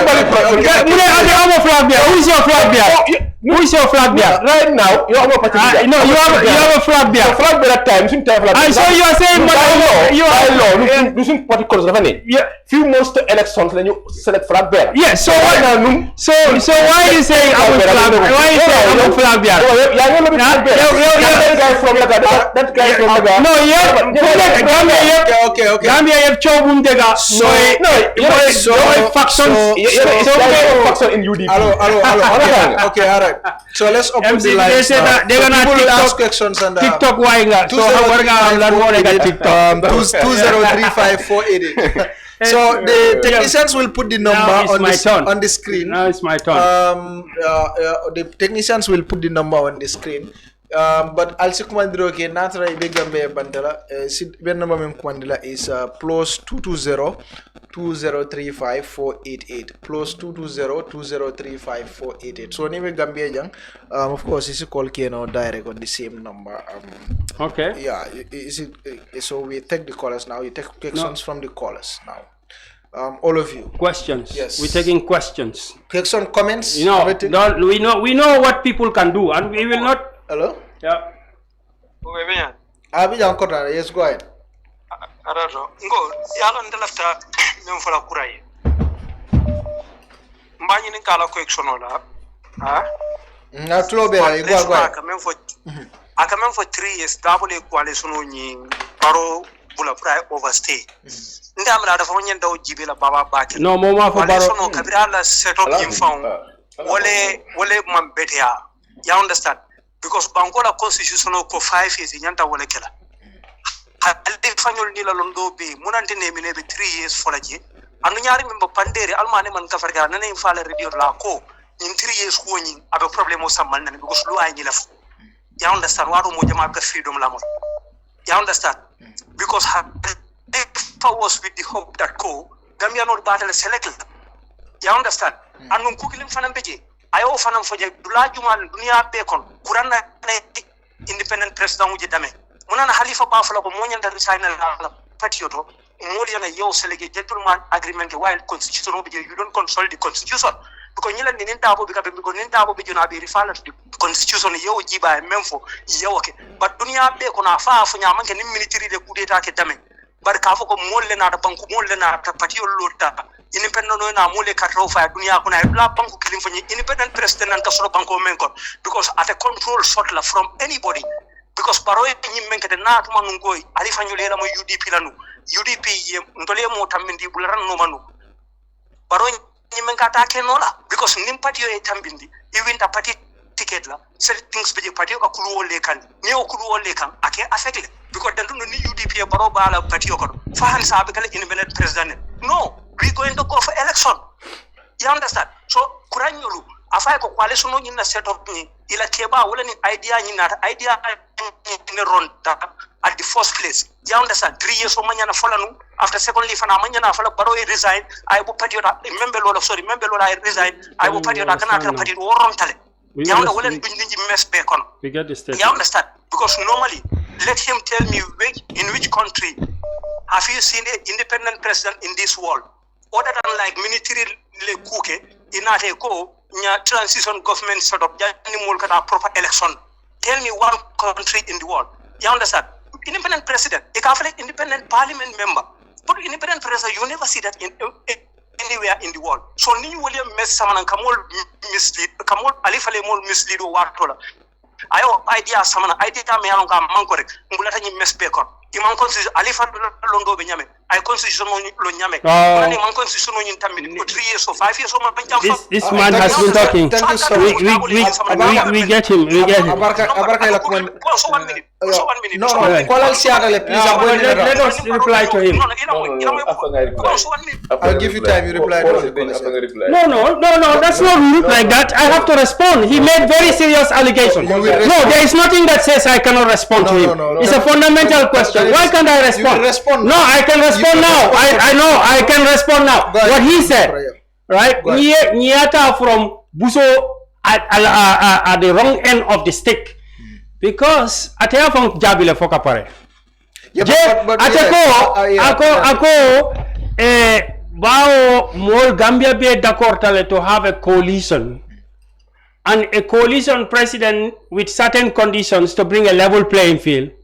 I think, oh, it's not a good idea. Hana tarawole ya jamme bondi is not a good idea. Ate malong ko janning Adama Barrow katambi sinya jolle nyimbanko ya try to bring a party-led leader among succeed. Anyanta wale follow. Why did it not succeed? Because party ika follow ko elaborole dumdum. Ni tekala fi etambi mole buleno. So ye formula me yalon ko asiwo sonko bai kaje ko momorondi mobe lafta tambila barisa anga fero ke saje mo kilin tambila na tambila ci sowal itata ye primary ke o primary kono dol fangal jusu botale ibodaje kadu aisa toure jusu botale no Khalifa Sanore nu anim PDOIS anim party dol ifanale mko batun ay court history la ko history Khalifa Sanore mo Sanore ko Khalifa Sanore ay bala ni balanto tumo coalition of be janjan nale woday tanyanta wole ti amar la folo baratoli menke wala mtama foko adabole afo baro ko dia ko ay fojore ko mole statement ol men kabrin dabo ya fo andu mol me ya jinkong aya jinkang hani saying obe internet o tole alkafo mole wato men Moses is our Moses come rain come shine for manke ba nakeba so we give time to the callers ni parental you respond no but then one at a time we have he asked me a question I cannot remember I have to respond I know what you're running away from caller at a time caller at a time we cannot take caller at a time hello yes hello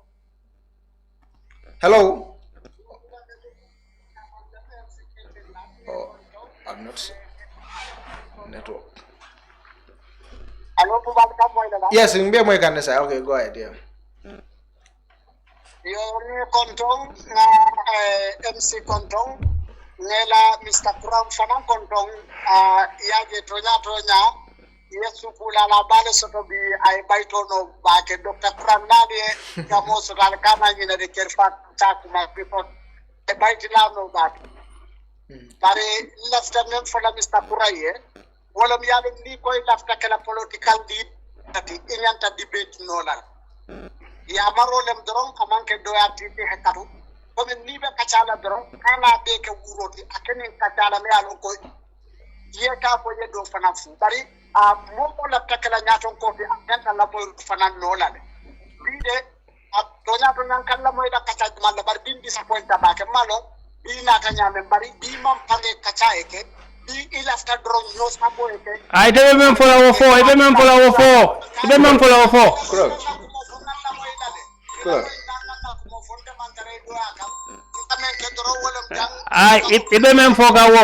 left men contribute la banco to but respect no why people I know he say UDP you are largely listeners so I'm not gonna let to be trampled upon the left men for our four have time to respond to all of these people I give you time respect mom no respect left men for our four okay please yes go ahead left men for our four ani bari ta kai ya marin ko ita be doile bang yo tai mo te kala ganda fonga ya maro memfo but please listen ata kullu amwalakum bainakum bil batil okay all right so I want everyone to let them move stars and Kirfadu stall natale this is an opportunity to support Kirfadu I'll start but please can you help me please let me just finish this one laftale move stars and Kirfadu I'll stall natale da wo nyamale al bentul fana support la na do ko la yalon ko be wolle ki kan no Mr. Kurang where MC landed I did not even I will give you time that's what I said. No, Mr. Kurang. No, No, MC Deglulba. Nim programo kata nyala. I am the host. Yes. And I decide minyanda kela. No, I'm just giving you this all this thing. You have to No. But go and watch the program. No. Yeah. Ne tanyim programo jube. Momo nata jang kabri nyim programo starter. Yes. This year is the 4th month of 5th year. Yes. Huh? Nga kolal tale fay pare then mole na respond. Niaje ka dila. No, just let me come. Niaje nga dila because you insisted. But please, I am appealing to you. As a guest, I will respect you. As a guest. Bari, na kola sol fana respect. Momo nila opinion. No. Ela mo wrong. No. Inata nyao nya Mr. Kurang. Hani. Jigo. Ye party la party ye mo jamale invite jang la kila discussion ma Juma wala party. You understand? Juma wala party. Whatever party, MC la party. So you accuse. Ye mo jamale invite jang ka jibe mo me interrupt. You understand? Interrupt who? Nobody interrupts them. You call so them you are interrupted. I'm interrupted. By who? By who? Because you don't allow me to respond. I said I will give you time to respond. This is what I said. No, I decided. I decided. So, please. Hello? Please, allow people to... Yeah, go ahead. Hello? Yes, hello, yes. Program lively. Go ahead. Okay.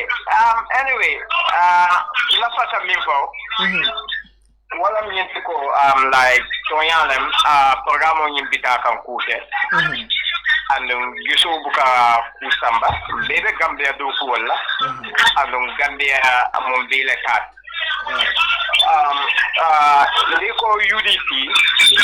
Niko UDP or UDP ning MPP 16-9 nedi. Nta bapala nta mambili wala. Hello? Yes, game well, go ahead. Nta mambili wala. You know UDP mu a function party and UDP party me alona so. Good. Akumaya tabakel. Yela structure londi le fo anyanta kalonyami.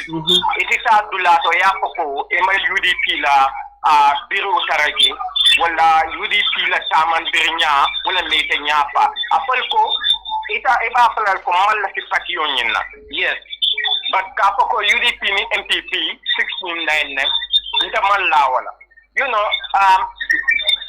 UDP natale democratic fasa Gambia jam hani tatan na député bungolto itatan na mayor na chairman ikajele ko tonya UDP ni banku mara banku dingol fombe fanjela ila banku konol. All right. Thank you so much. Very good. But when you attack Mamadi will come. Thank you, caller. Thank you very much. Thank you. You are very objective. Now? Hello? Okay. So let me respond before you... Mr. Kura, I will give you time to respond, please. But when they attack me... I don't know. Okay. Hello? Hello. Good afternoon. Yes, good afternoon. This is Nene Frida Gomez. Oh, Nene, okay. And to yourself. Okay. Yes. All right, go ahead, Nene. I often don't have time to listen to the entire program, but for some reason, it was of interest to me to say, let me leave everything I was doing, close my computer to listen, because I thought the conversation was going to be centered around the Constitution, which I believe that is a very important thing to discuss, because it is a very necessary at this point in time. Okay. But I say, to my disappointment, this was what, a 1 hour, 1.5 hours, 2 hours, that was super precious, but it's just wasted in thin air. Simply because, there was no decorum in that studio. And again, I believe also that I'm going to blame you partly because you were the host, and the show has a concept, and the show has a modality. And any guest that comes on the show should be able to respect the rules of the show, and most importantly, the people that are listening. But what I see here is a total disrespect to us that are listening. And that needs to be put on check. And I think your panelists need to pay attention to that. Next time, listen to each other, because you're not there for yourself. You are there for the people that are going to listen. And everybody should be able to have a takeaway, whether they like you or not, but say something that they will think it will be value to them. Now, my little contribution in regards to this constitution thing, people need to understand it's not a document for any one person or a group of people or a cabal. Not at all. It's the highest, most important document of the land. I believe that a constitution should do two things. If it fails to do either of this, then it's not good. Simply two things, first and foremost. One, in my view, it has to be able to challenge the top and empower people at the bottom. But what I see that they're trying to present is it's not empowering the bottom, but of course, and it's not challenging the top, but instead it's doing the reverse, challenging the bottom and then empowering the top. And therefore, we should not even spend a lot of time discussing it.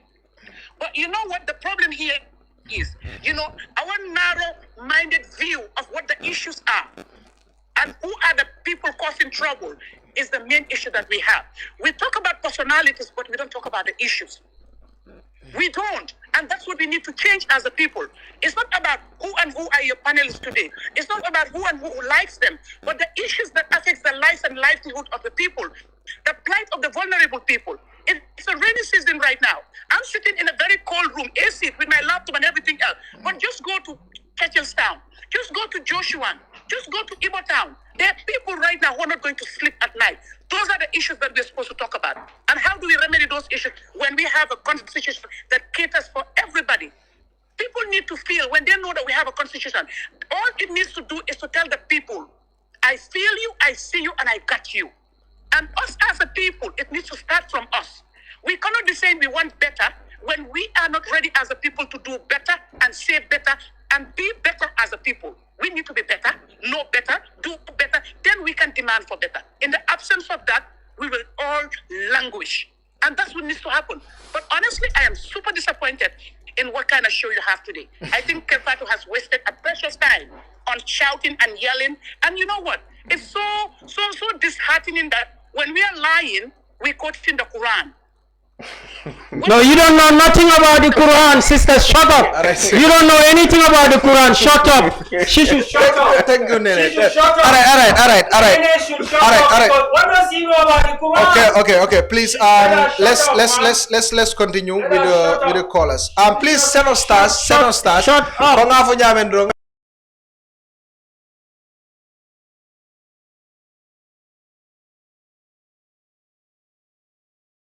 Yes, hello, go ahead. Hello. No, you have callers who call and then very disrespectful. Hello. Very disrespectful. She's a counselor. Hello. Salif, okay, go ahead. Can you please tell me, sir, I don't know, Bankra or whatever, to be quite a little bit? Because this man will come in the energy. I am saying the Quran. What are you? No, people cannot ridicule me. You know me.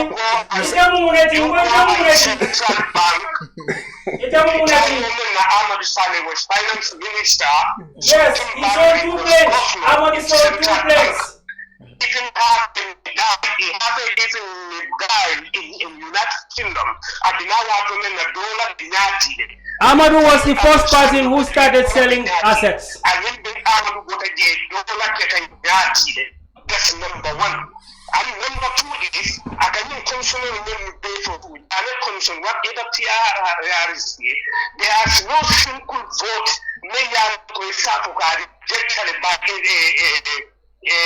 PDOIS National Assembly members, they all vote for yes.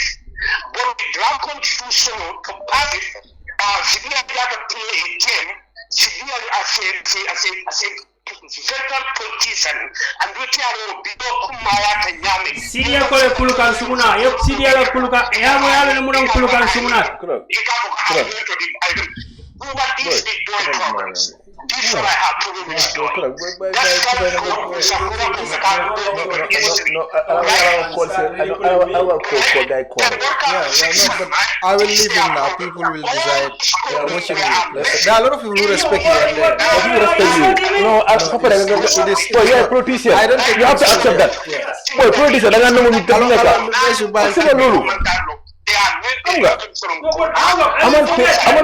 I'm not facing the buyer you want to so pray no so answer you put this in that boy hali masala bi nek rek ko wala am facing you right now so the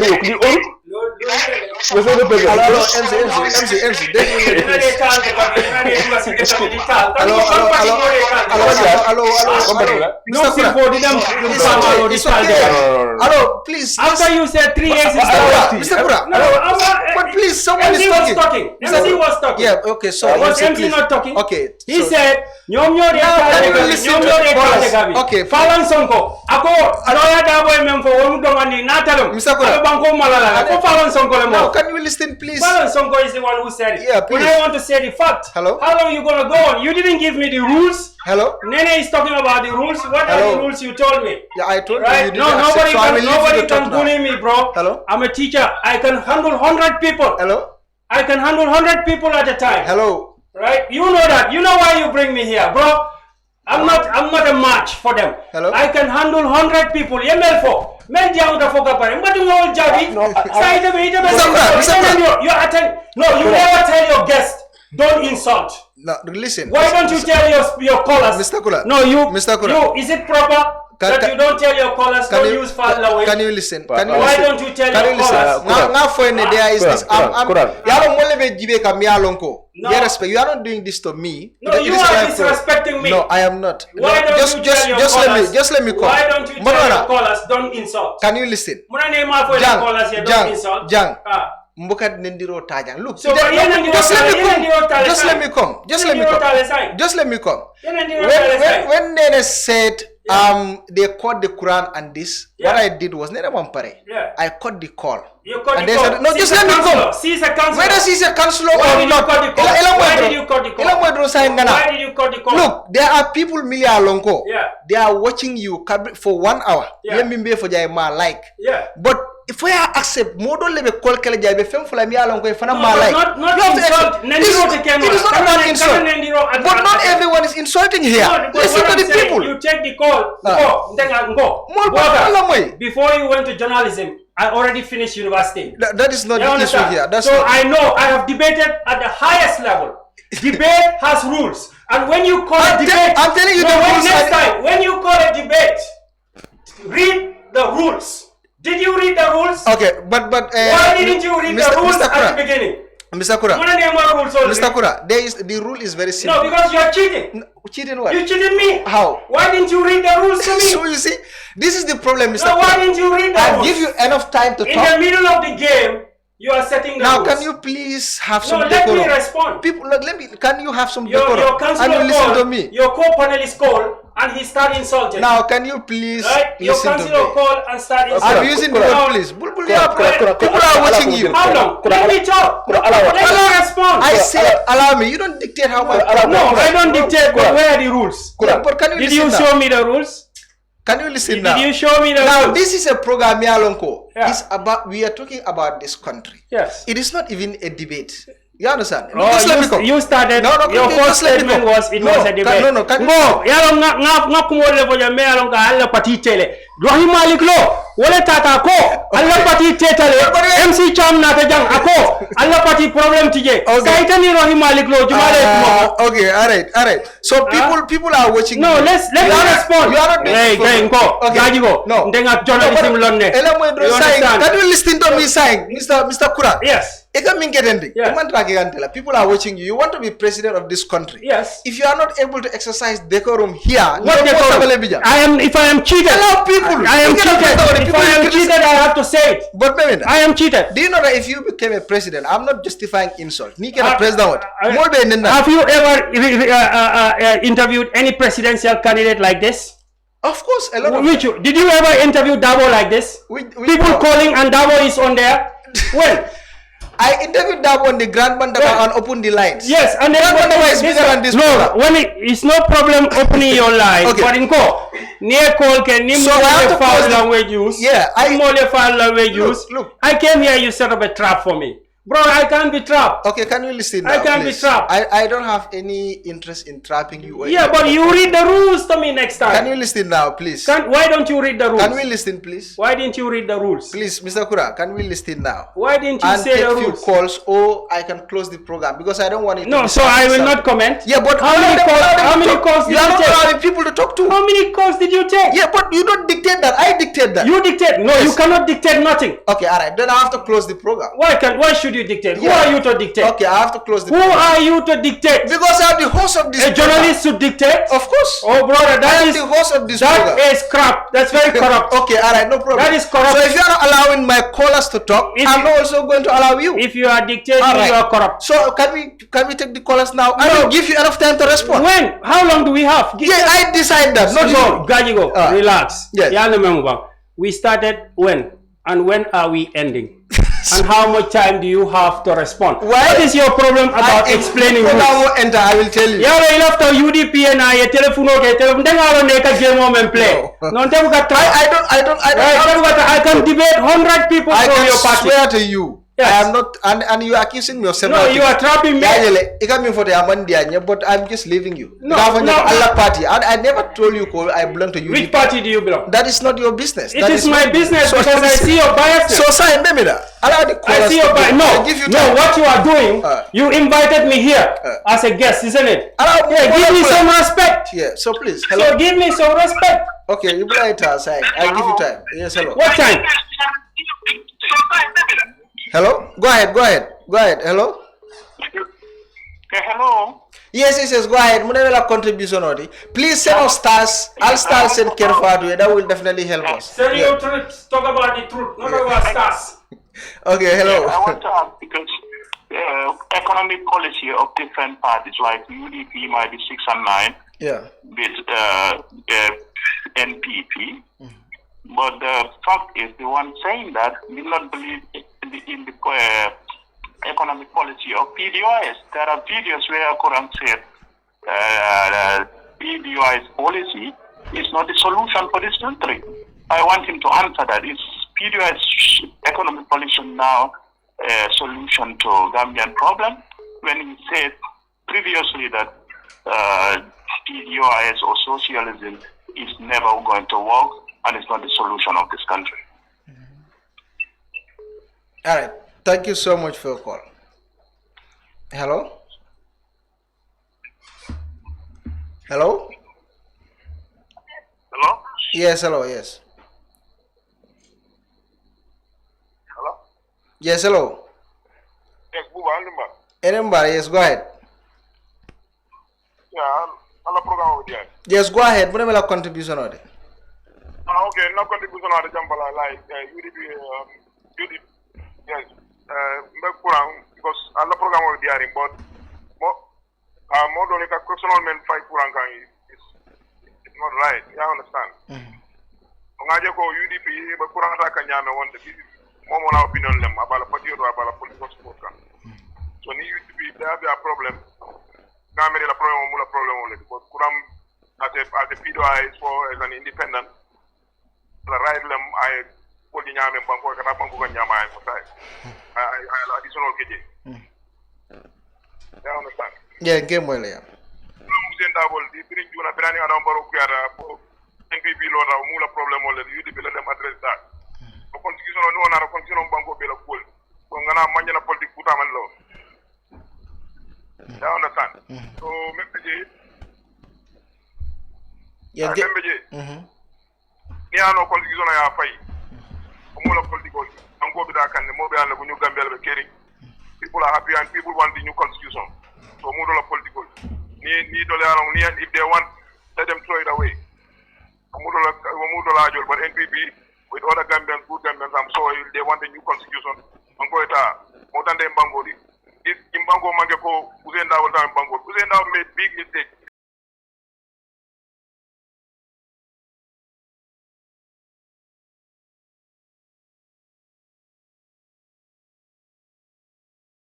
ya bon liggéey fo ya pousi ka man ray UDP nga design liggéey asamba ka fo independent na dina abe tafe ko la mu ko non wala sono wo strategy wala sono na la tata nyaata tamsa adama is part and parcel of UDP so na be gal be le na wala be hon kan so da ngiri so jamere ko nemo bay pati ko na bi dala fa non politiko ma jodi and bi adama na ra alora pati lo men UDP is successful, is the biggest party in this country now. So UDP will let them fight their problem. And the same problem is coming up with Talib also. You understand? So problem government another with Talib. So now I will do Male back in Yami. So political base from 2019 around Borough. That was the biggest. So I'm member UDP go let them know the code. Send out with the biggest one, please. UDP, I think UDP the problem with Nima solve. Okay. Yes. Thank you. So, thank you so much. Time now. Okay. I'm taking 2 callers and give you time. I'll give you time. So yes, I'm taking 2 callers and I'll give you time. So you respond to all what you want to. Inshallah. Hello. Please, I'll start send more. Yes, hello.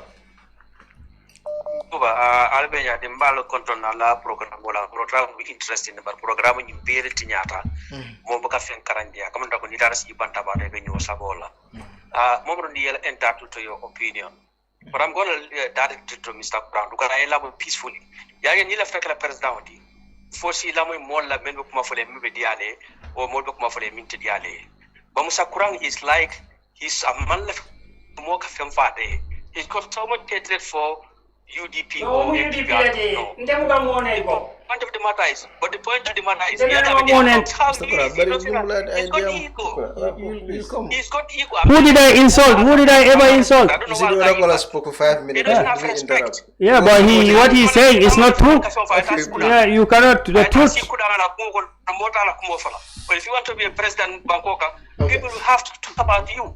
Ila ponse domo dukare ila ponse domo ba ndenga ta kuda hotel ajo ita monte bondi kuda mitano la ita ba foro ante nyari ta kuda ala comments okay ila ponse domo ekiline bela bunko no. Thank you so much. Abarka baga. Thank you. So we take our last caller and we take your last caller. Hello. Alaikum salam. Go ahead. Abija ila line man sene abake de e kamo sigandi de bade. Yendulle mandre moy gambage so ibe kamale sigandi la okay go ntela ka contribute la program yeah go ahead mune wela contribution ade na contribution mo de no ite ya sa to Mamadi Kurang okay because ite na pro kunya njana ile biki call number la okay. Go ahead, yes, go ahead. It's okay.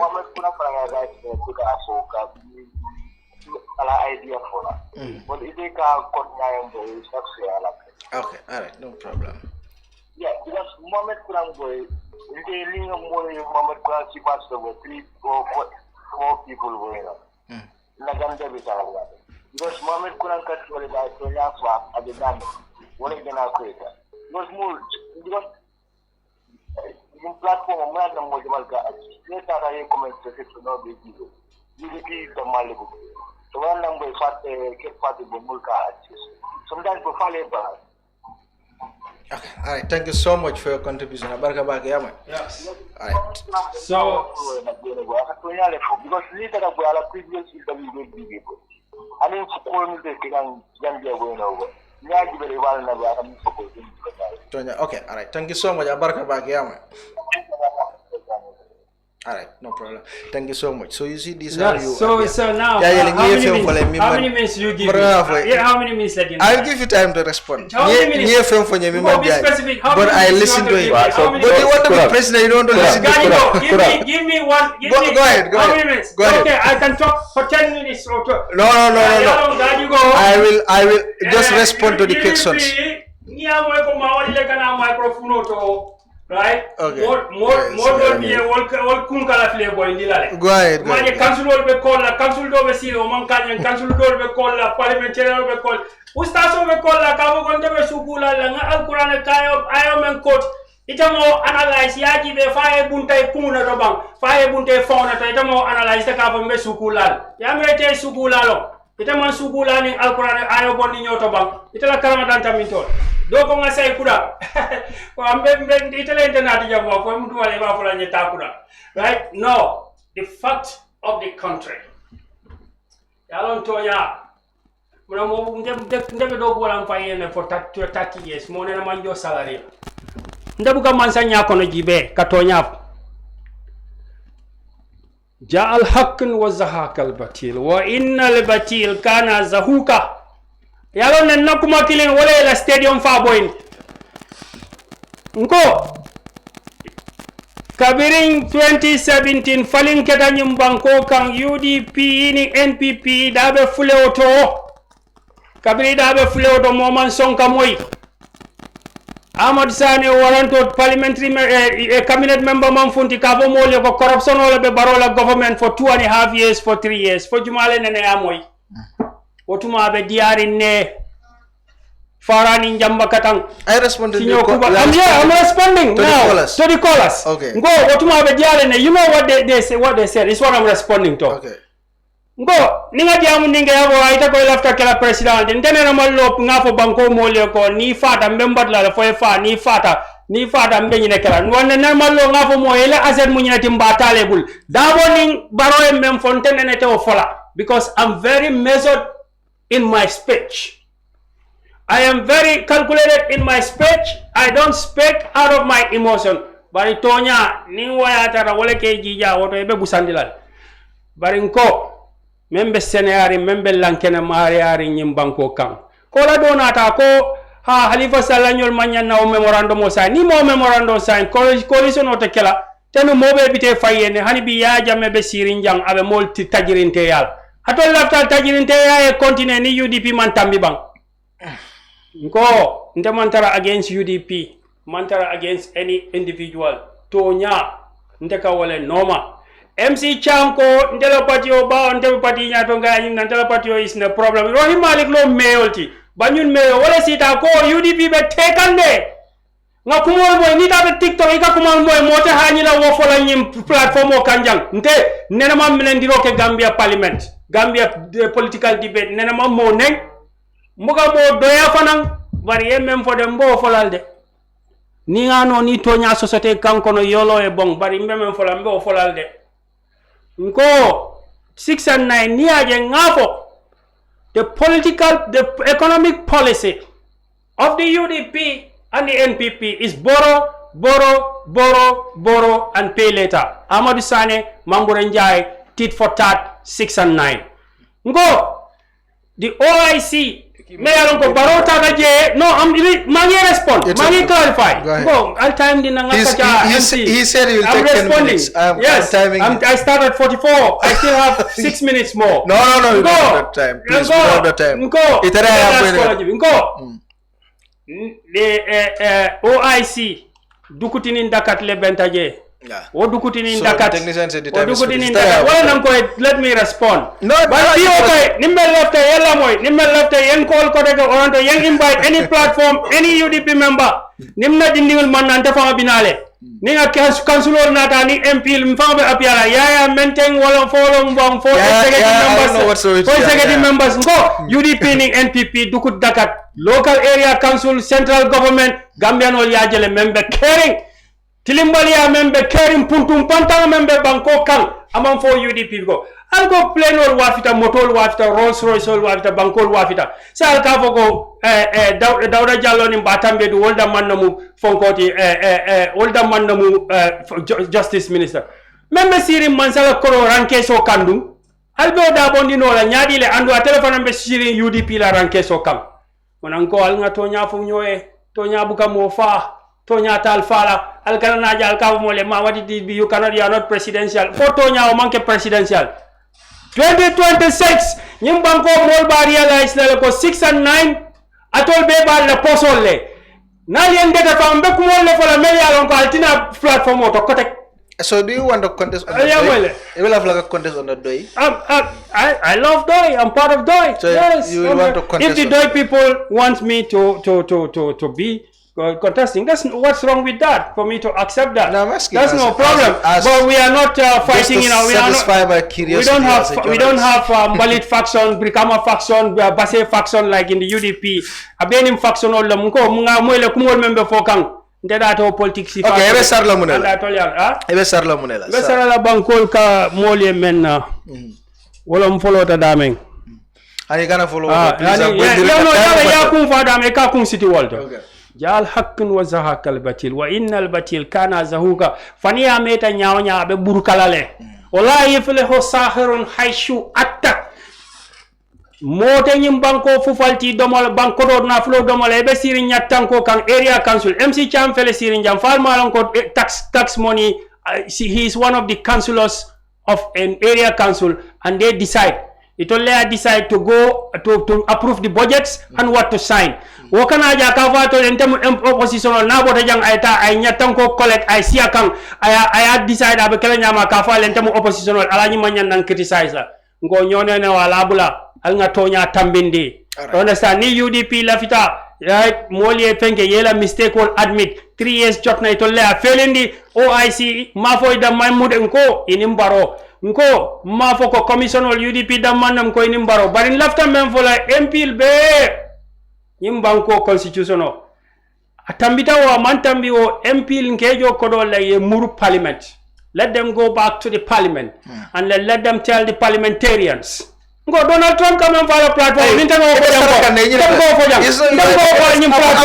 ngo baro come and fonda manta ngabo mole ko kakaburo wurle. Ngo alfana ndebe diam kam kukele albunya dinna. Ngo ko anora ko ngo al nyimbanko moli alon ne membe keri mo santarasino 6 and 9 mbe fahasida jel mba kon la jenga corruption of nyimbanko ka MC yow amalo questions but anyway mage respect opinion si nga xamne ko lay def ning ko am na ñu xamne ñu ngi accuse Kër Fatou sa because ñu xamne ne Kër Fatou man UDP la ki doy la and the same time tam agent of NPP la because so xolé lu mu defé politique am nekku di help PDOIS because the unity bu nga xamne ñu ko soxla as opposition Kurang is not helping PDOIS yena am faction de because tay amul party bu nga xamne mun nga win elections in the absence of UDP ci Gambia so kon Kurang bu nga xamne mu ngi am ambition pour nekk di leader of flag bearer of PDOIS moma amna keneen ko xamne jotna information bi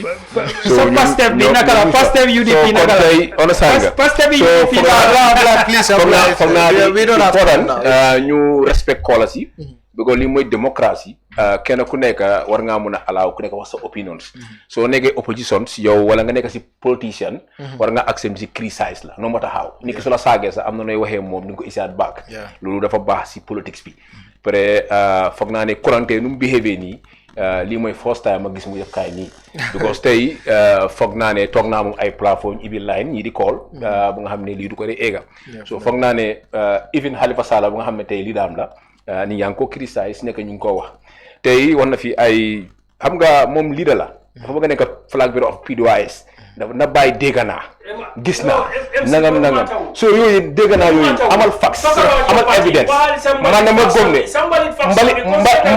mbali mo wax nonu mbali bo moko door fi mbali facts mo dafa taw mbali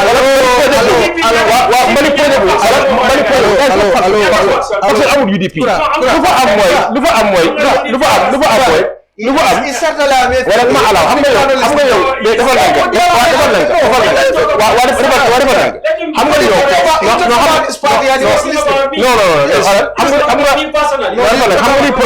nga problème bi UDP amul faction mo fa nekk UDP is a big party parti bu mag parti bu yaatu parti bu reuy il faut nga expect ñi am ñun andal ñi ak ñi lolu ci normal party on ça toy so man duma wax affaire personnalité man lo isuma fi ay lu ki wax fi ay lu ki man lu ma gom moy man lu ma wax moy man lu isuma fi ki ma fi wax li li ma wax moy lu rew démé opposition party tay for the first time in the history of Gambia bu nga wona ma ne doy PDOIS you are not helping PDOIS How much Halifa Sallah Mungla follow? I don't know. But right now, you are not.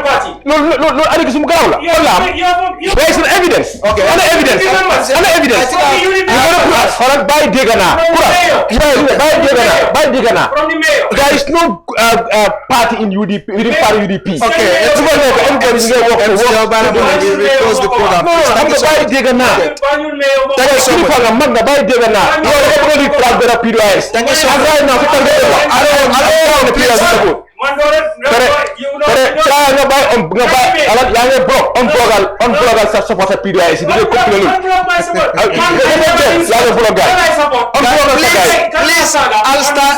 I'll start sending blood in the side. The debate is finished. The debate is finished now.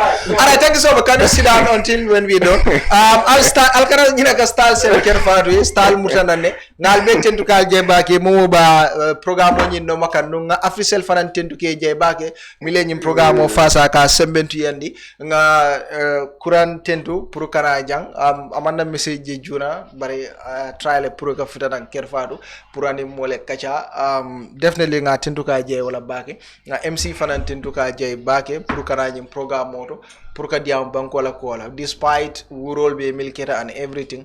It's about the Gambia. Ntolbe mu Gambia leti. Ntolbe mu Gambia no leti. Momo yela opinion no sorole pour ya fo Gambia koto. Momo elafta karome na isa fono le respect ko kono. You know mol mantra finde kang Gambia la koto nte banko do la koto because mol denta Gambia wala nada. But after all we are all the same. Nim kurani MC findira of course probably to lebe sela nyola andu na molem fana. Nge molbe tendu ke jay baake technician Charles Elvis Ngom Mustafa Kamara wol Karafo Lamin Diallo Sire Drame ngebe tindu ke je bake mol mi alon ko lebe nyim programme koma mbe muranale ne fo talata nala ni ala kiditala bari no jam faral se muta on the grand bantaba arjuma nala talang seyna tambita minute tan sabala fo talata nala bye bye.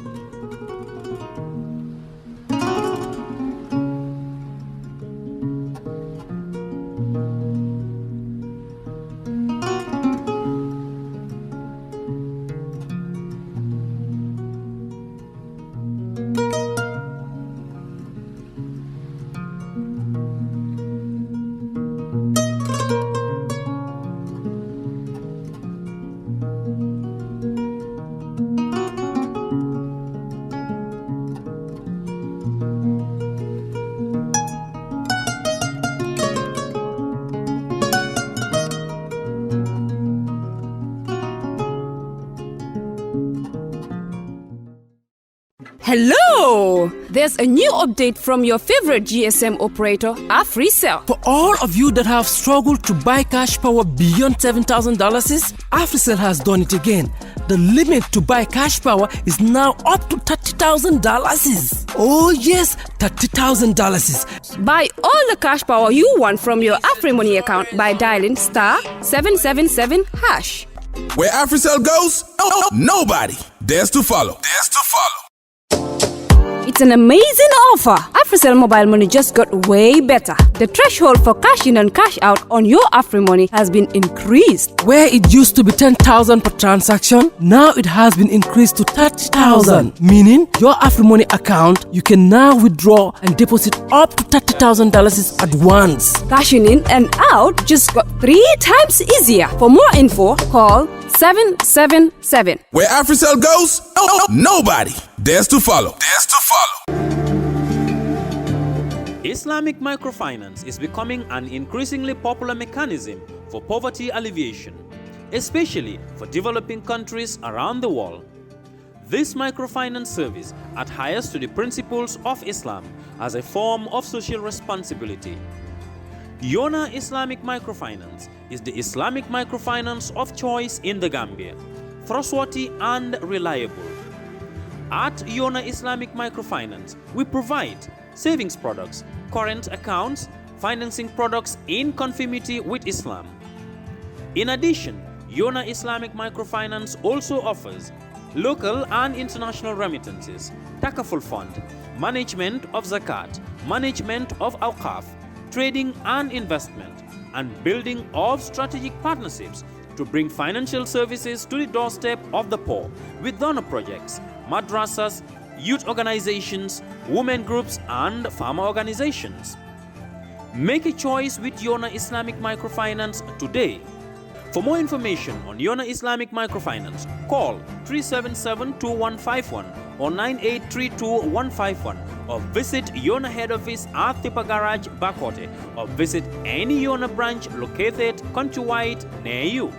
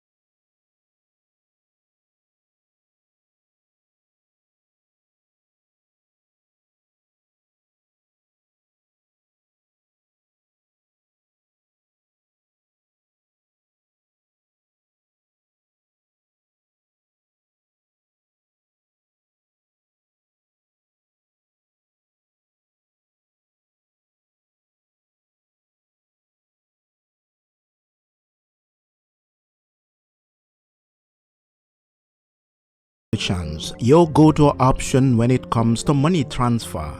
With Jamano, you can send money from anywhere in the world to your family and loved ones in the Gambia, and be sure the funds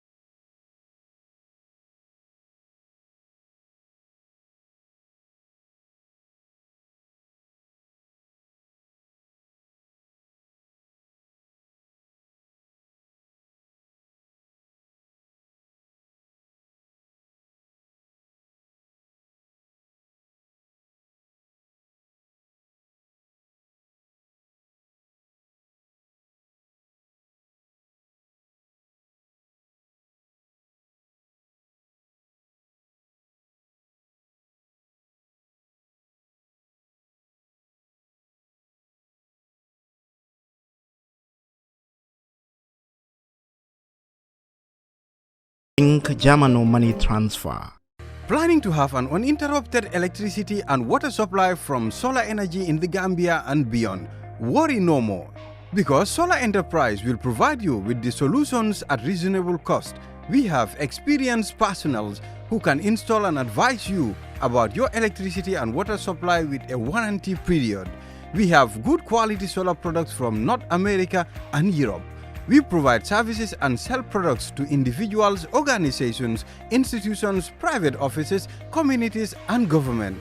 These products are solar panels, batteries, charge controllers, inverters, water pump, water heaters, freezers, submersible pumps, and general solar accessories. Visit our stores at 48 Karaba Avenue and Brusubi Highway, or you can call us on 7657 479 980 8483 340 9400 or 635 9906.